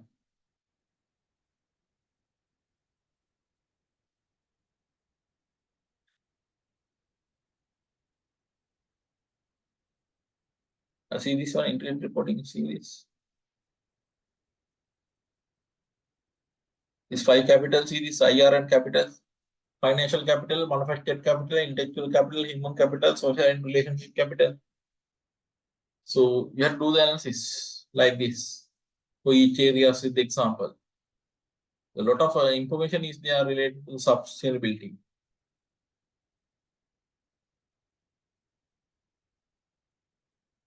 Right. A Sunday newspaper had an article on this project and it stated the following. Life Plus Care exemplifies the Life Plus Hospital PLC dedication is social responsibility beyond healthcare. To this multi-phase CSR budget, the hospital is trying to empower communities, promote health and education, and contribute to sustainable environment. The hospital remain resolute in its commitment to making positive difference in the lives of those it serves. The sustainability information are given. In advice to allocate a substantial but to invest in continuous learning and development for its medical staff, ensuring that they remain at the forefront of medical advancement. That's a good point.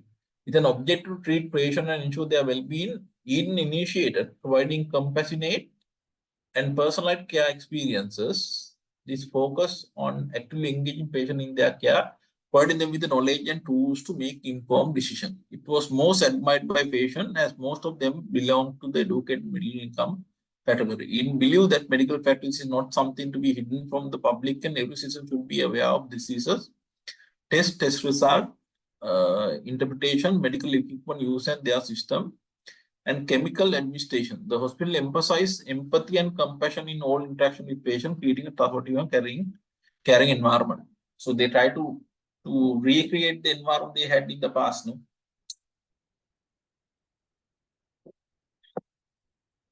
As such, LPH actively seek and value patient feedback, using it to drive continuous improvement in service delivery. In instead to leverage technology, enhance patient care, improve operational efficiency, and drive innovation in healthcare, LPH invests in state-of-art medical equipment technology. See, same point actually repeated, right? Enabling accurate diagnosis and precise treatment by continually investing, LPH ensure that it stands part in the competitive healthcare landscape, contribute between this patient and the community served. The hospital commences offering telemedicine services, providing convenience to care and consult for patient even in remote areas. So that was given earlier also, telemedicine service. While the consultant brought valuable insight, their channel-based approach eventually posed challenges that require careful considered adaptation. We initially sought channel-based consult operation channels such as patient intake, scheduling, and referral, aiming for smooth patient flow and resource allocations. This 9, again, they talk about some of the new technologies, those things adapted. Right. Any questions, guys, from that?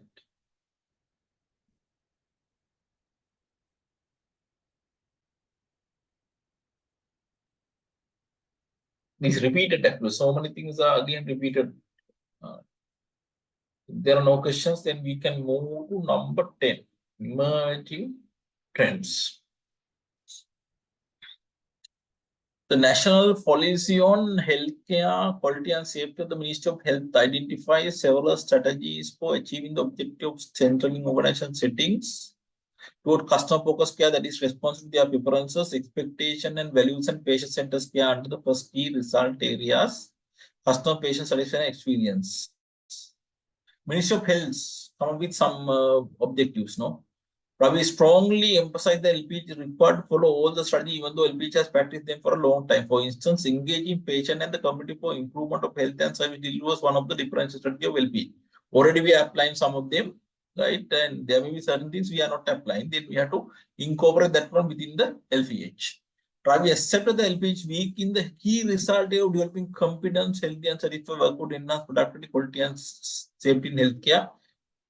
In particular, LPH should strongly plan to strengthen mechanism related to staff preparation and reward creative innovations among staff for quality improvement, patient safety. These are weaknesses actually.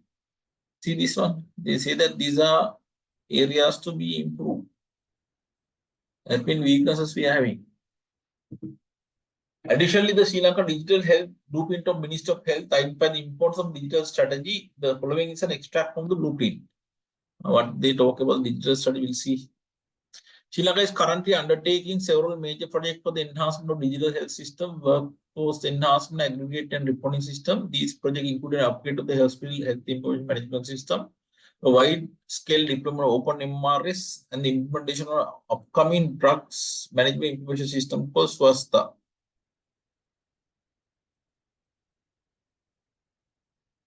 What is this open MRS? Ambulatory strategies of hospital health system design intended to expand its outpatient service further into the community, you know.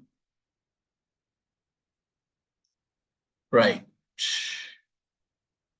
So these are government initiatives. So we have to in line with that also. Ravi asked his team to design strategies for the next 10 years. He highlighted that the population is undergoing a significant demographic shift as the number of elderly people continue to grow at a rapid pace. This is an opportunity actually. This is an opportunity we can come up with some product to cater to this particular segment.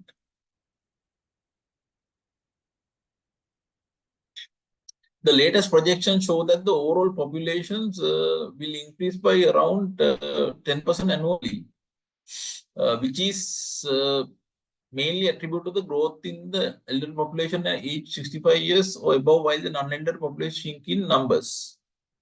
Hence, the hence the LPH service delivery model should be less reliant on patient care. It may be good to shift the traditional hospital-centric model to one with an emphasis on promoting ambulatory and community-based care. But the ambulatory strategy is a hospital or health system designed intended to expand the outpatient service further into like this satellite clinic. You can establish more satellite clinic. This OpenMR, I think, is a pre-open source software which enables system to be as widely accessible as possible by site with limited funding. So that means you can expand that one. No? Free of charge, no, you can get this open software. Really, I didn't say sorry. This open MRS is a free open source software. Right. It may be good to shift from the traditional hospital-centric model to one with an emphasis on promoting ambulatory community-based care that include empowering patients with the necessary skill and knowledge to participate in self-care and staying healthy in the community. New service models should facilitate the implementation of telemedicine and telecare to ensure that clinical input is available beyond the hospital. They should enable a more optimal mix of services to get to different healthcare. I rely on automated system and mobile device provide real-time information to clinical team, allowing monitoring of patient delivery of care from anywhere in the hospital or clinic. Sara Situm and Ravi commenced a project in 2020 to develop an electronic bed panel and system integrating tissue monitor device, auto charting, scoring, abbreviation alert, and data sharing of patient medical conditions such as blood pressure level, blood oxygen level, heart rate, and temperature. These are all technological innovations we are implementing within the organization. That's good actually. These are good things. LPH aim to strike a balance between operational efficiency and patient-centered care by customizing hospital function to better fit healthcare workforce. Thus, it was important to actively engage medical staff in process improvement effort, ensuring that the changes were aligned with their clinical expertise and patient care priorities. Patient feedback and preference were integrated in to ensure that patient experience remain at the proper.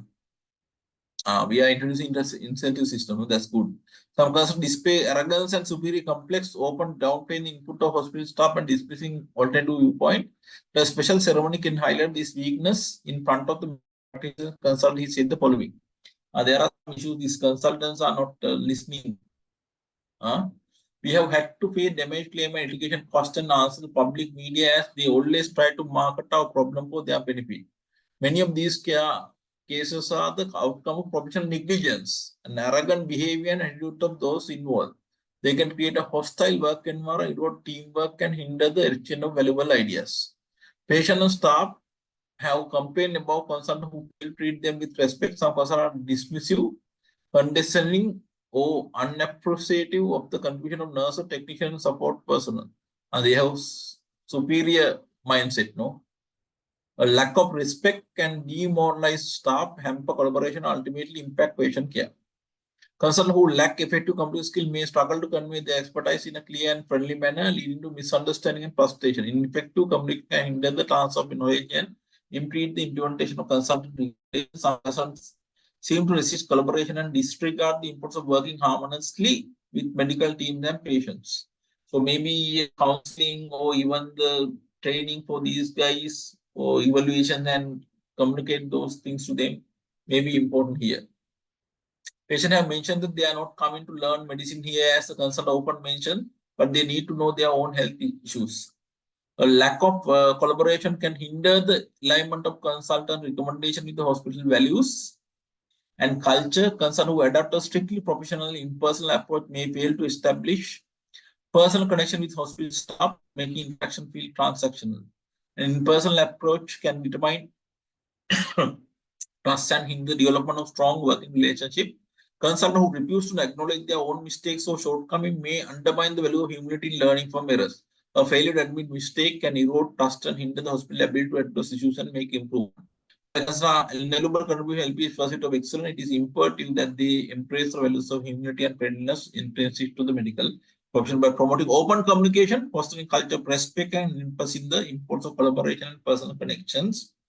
Person can enhance their effectiveness in partnering with the hospital medical professional. This alignment of values ultimately serves to benefit patient and the broader healthcare community. A lot of unnecessary information over there now. Right. All right. So one problem is communicated with a lot of informations. Any questions before looking about this financial data?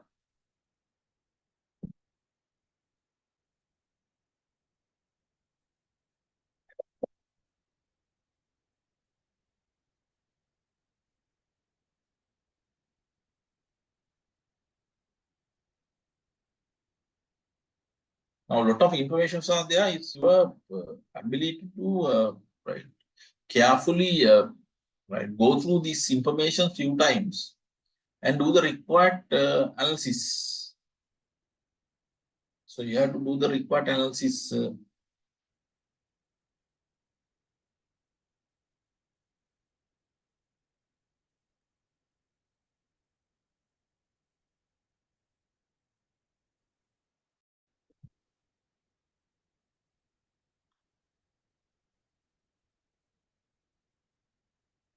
Right. Any more questions, guys?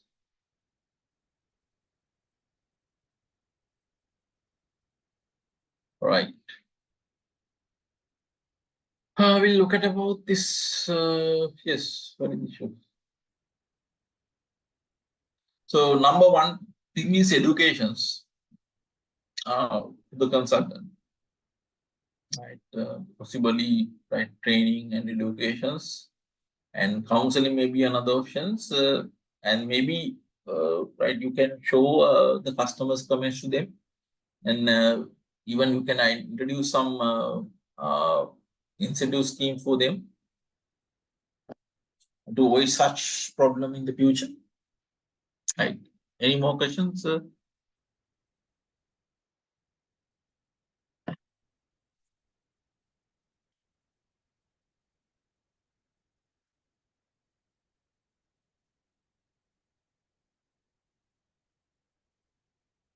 Right. So we'll move to this financial data given. See this life prospect PLC extract from the statement of income. And this is not the comprehensive data. These are some of the extracts. Keyword. Right. So extracts. Now, if you look at about the information given here, now you look at about the profit before tax. 2019 we have positive, 20 loss, 21 loss, 22 again profit. Probably due to this COVID impact, 20 and 21 we may face some losses. But in 2023 again, even though we are profitable, the profit has declined. No, that's not a good indicator. So we have to immediately take actions to change the situations. Then they are talking about how the revenue has been generated. If you look at about these things, laboratory revenue is the key, no? So within the case itself, it was mentioned that it has been increased in the recent past. When you look at about this analysis, also you can have a similar thing.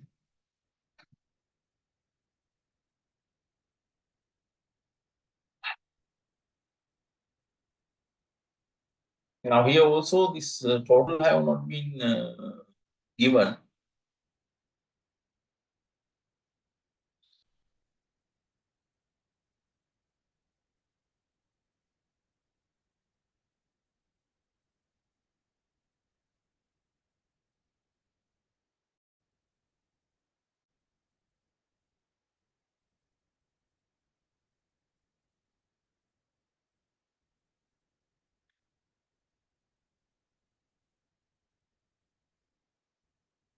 Right.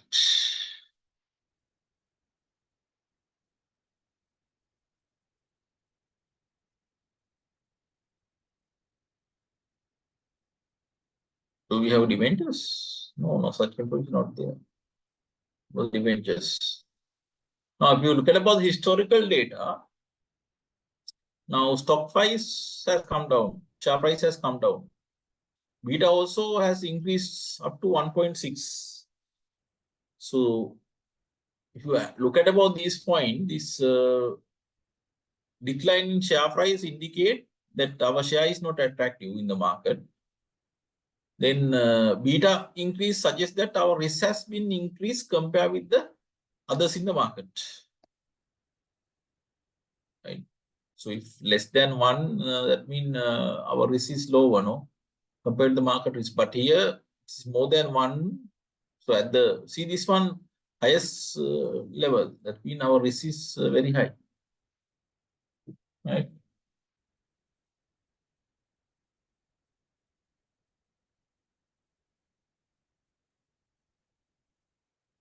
And if you do financial analysis based on these ratios, you can find this table. And this final table, if you look at the final table,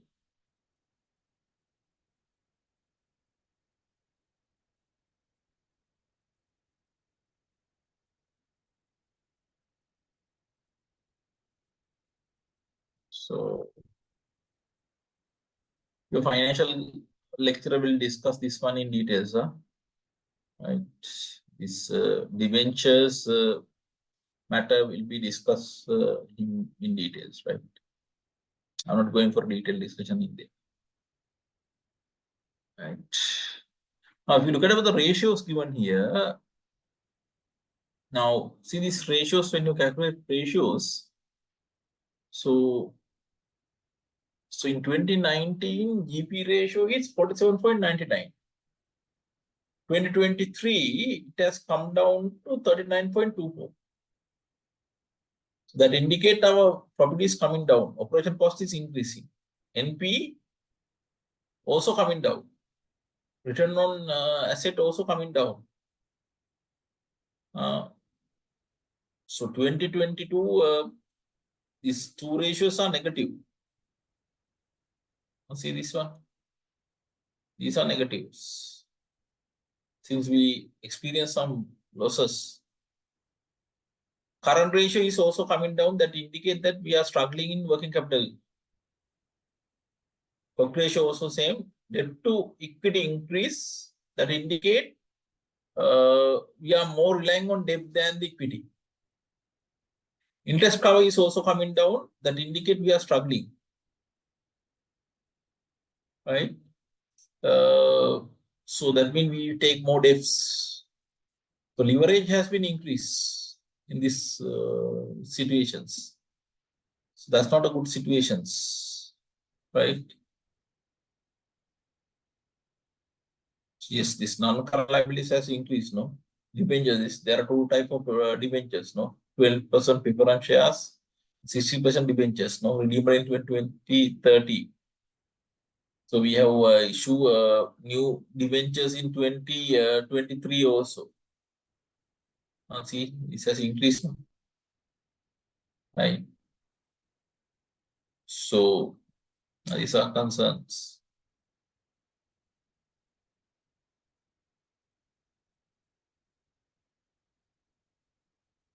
So our debt level is increasing. That's not a good situation. So your financial management lecture will talk on this in details. Right. Now we'll see any things that we have missed out. So we found that CMS, relation between CMS and LPH is a joint, not joint venture, it is a strategic alliance. SWOT analysis, you conduct a SWOT analysis here.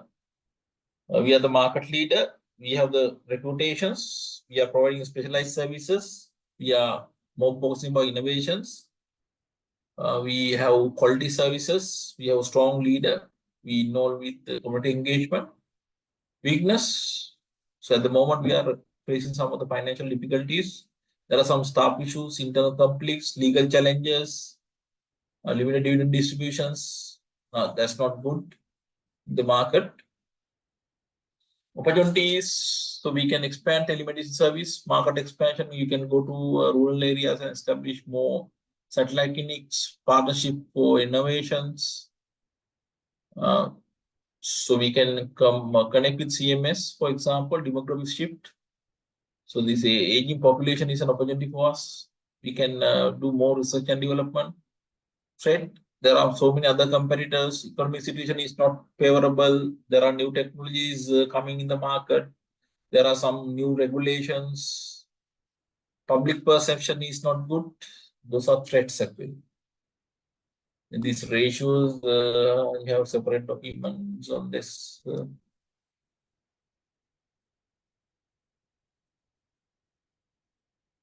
Yes, you can apply PLC concept, no issue.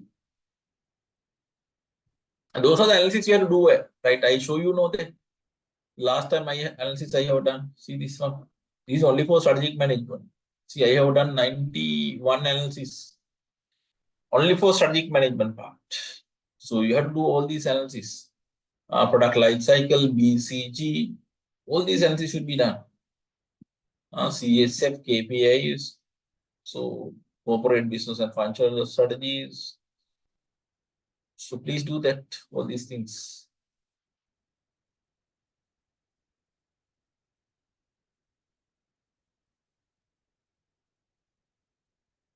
Right. Then we look at about this stock performance. Stock performance is not good. It is coming down. We can do ESG framework analysis also, environment. So we can take action to reduce this carbon footprint. This waste management, we can take some action to improve that. Water conversations, conservations, social. We can encourage diversity in the workplace. We can work more on employee welfare. We can more involved with community engagement. Governance, so board commission independence, we don't have much information, but we can improve that one. Probably with the unseen, more information may be given. Then external compensations should be fair. Risk management should be there. Right. These are some of the examples. You can conduct a 5 process analysis and come to conclusions about the market. For example, rate of new interest may be low because heavy investment is required here. No? Then bargaining power of supply may be high. Bargaining power of buyers may also be high because they may have more options. There may be some other hospital. So very low threat of substitute products. Rivalry of my existing competitors may be high. Right. So maybe medium level rivalry among existing competitors. Still maybe marginally attracted to this particular industry.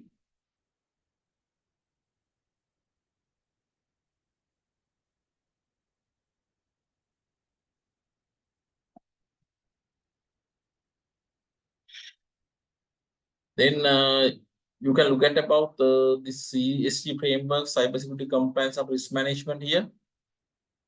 Since we are dealing with this patient's data, it is important to have more securities, protect them from any hacking incidents. So we have to comply with these relevant laws. Risk management is important. That's why we are facing some litigations actually, right? So risk management is important. This corporate governance, actually, we don't have much information on this corporate governance. But for example, this board meeting, probably this Eden may be dominating. That's not good. In decision making, he may be dominating as he's having a more high personality. The relevant subcommittees informations are not given, but committees like risk management may not be there. That's why so many risk management issues here.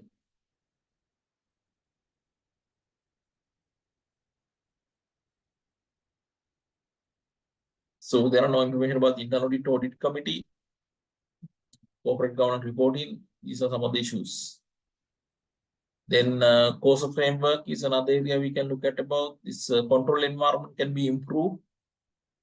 So integrity, there are some issues about integrity. It can be improved. You can have more competence workforce. You can train employees. You should do a risk assessment. You identify different risks facing and mitigation action should be taken.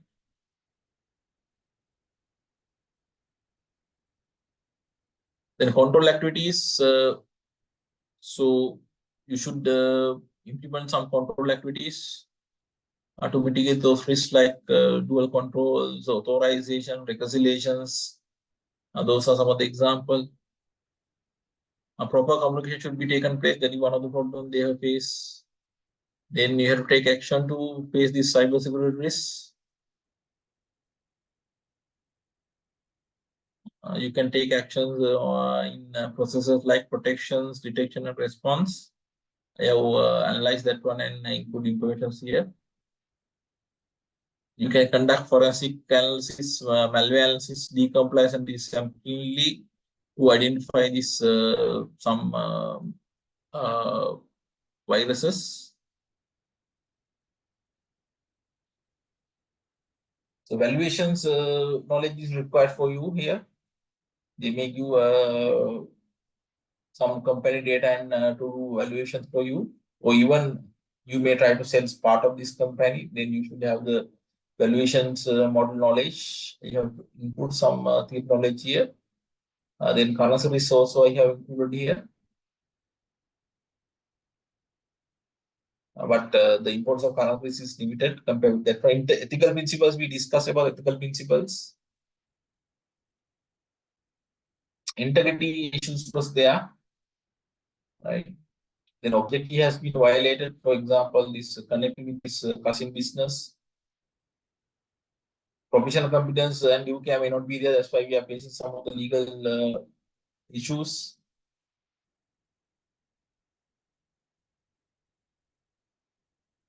Then Hospital 5.0, you can use AI and ML machine learning. Then Internet of Medical Things, IoMT, robotics, telemedicine and virtual care, big data analysis, blockchain, smart infrastructure, cybersecurity, patient-centric design, sustainability.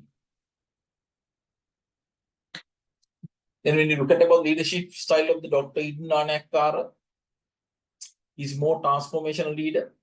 He tried to introduce changes into the organization to face changes in the external environment. He's a vision leader. He identified the opportunities in the environment and tried to capitalize that. Some extent, he's a democratic leader. He's a more task-oriented leader. And situationally, he has taken actions. So we talk about this bed occupancy ratio.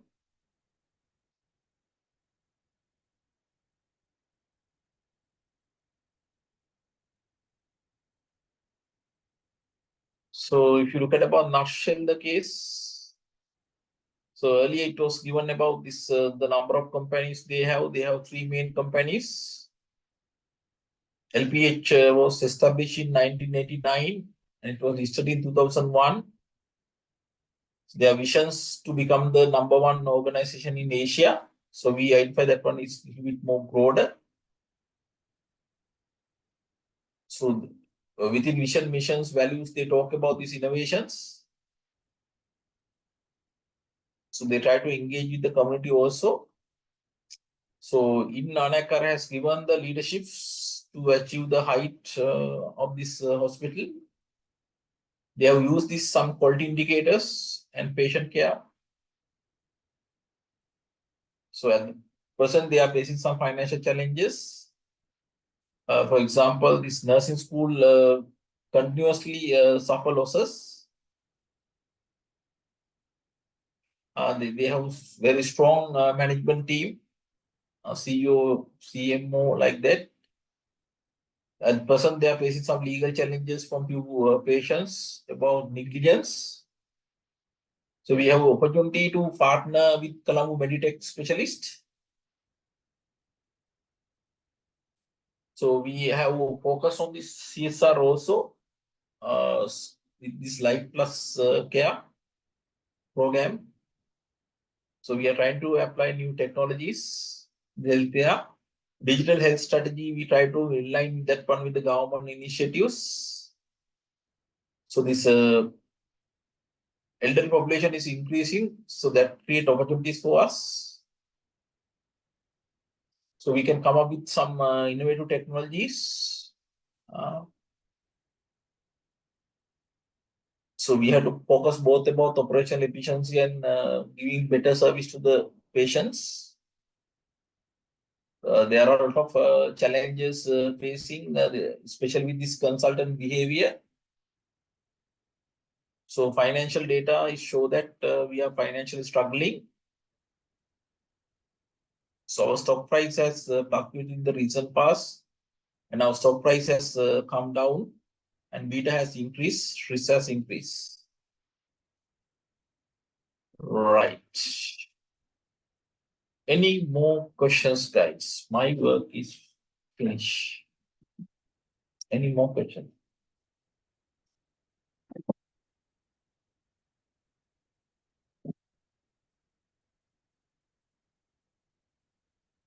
Yes, yes. I'm sharing all this material to you. Give me 1 second, guys. I will share. Give me 1 second. I will share.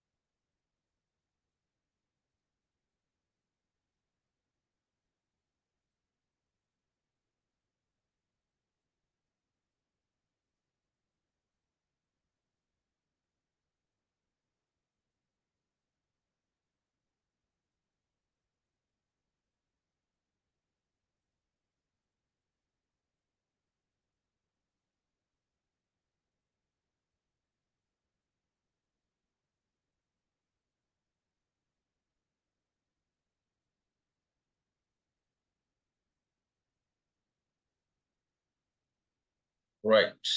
I have shared all documents. I think it is still sharing. I think one is completed, two is completed. This PowerPoint presentation has already been delivered. Detailed analysis has been already delivered.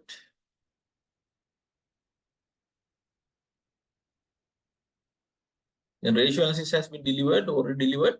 Then SLFI freezing document is been already, that's also delivered, I think. Now here you look at the messages, you have found it. I hope you have received, except one document, this SLFI pre-seen document is still transferring. Other document, not the, give me 1 second.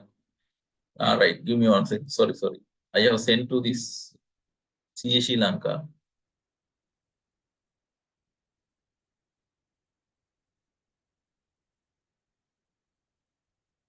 Now the problem should be saved.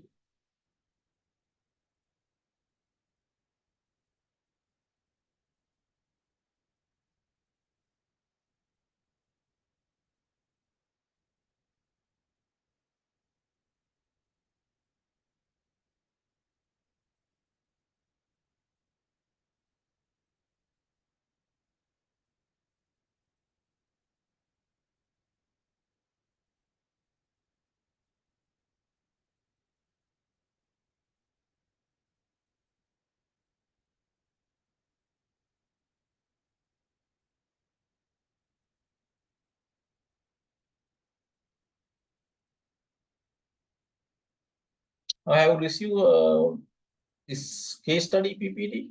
Now, in the chat, you should be able to find it. Right. Now look at the second document. It is still transferring.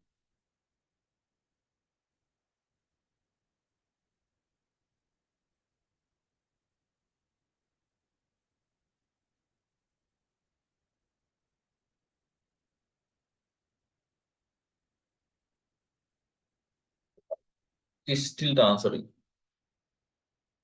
Ratio is already transferred.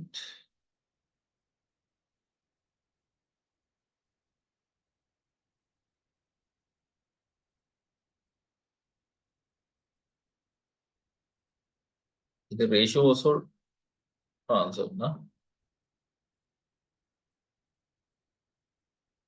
Don't worry if you have not received any documents. So don't worry. I will send it this to CA Sri Lanka.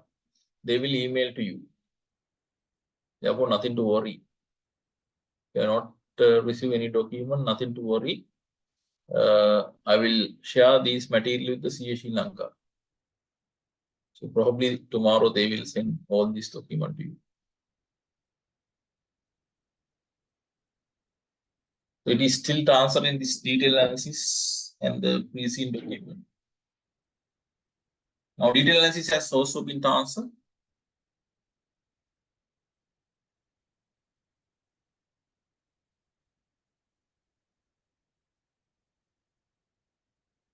Just click and then you can save the document.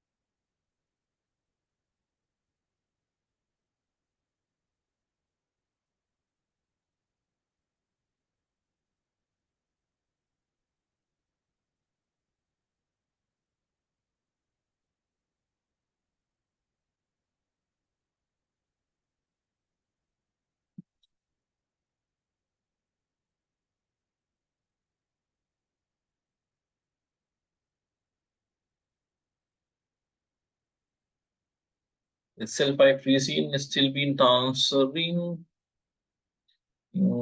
Maybe transfer in few seconds.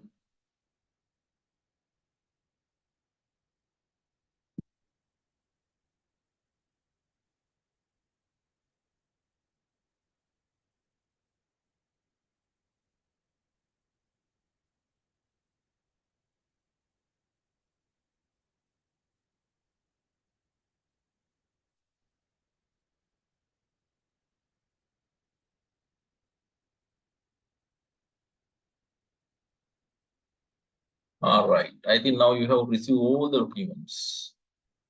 All right. Any more questions, guys? I hope my marathon sessions, more than 4 hours, has worked for you, right?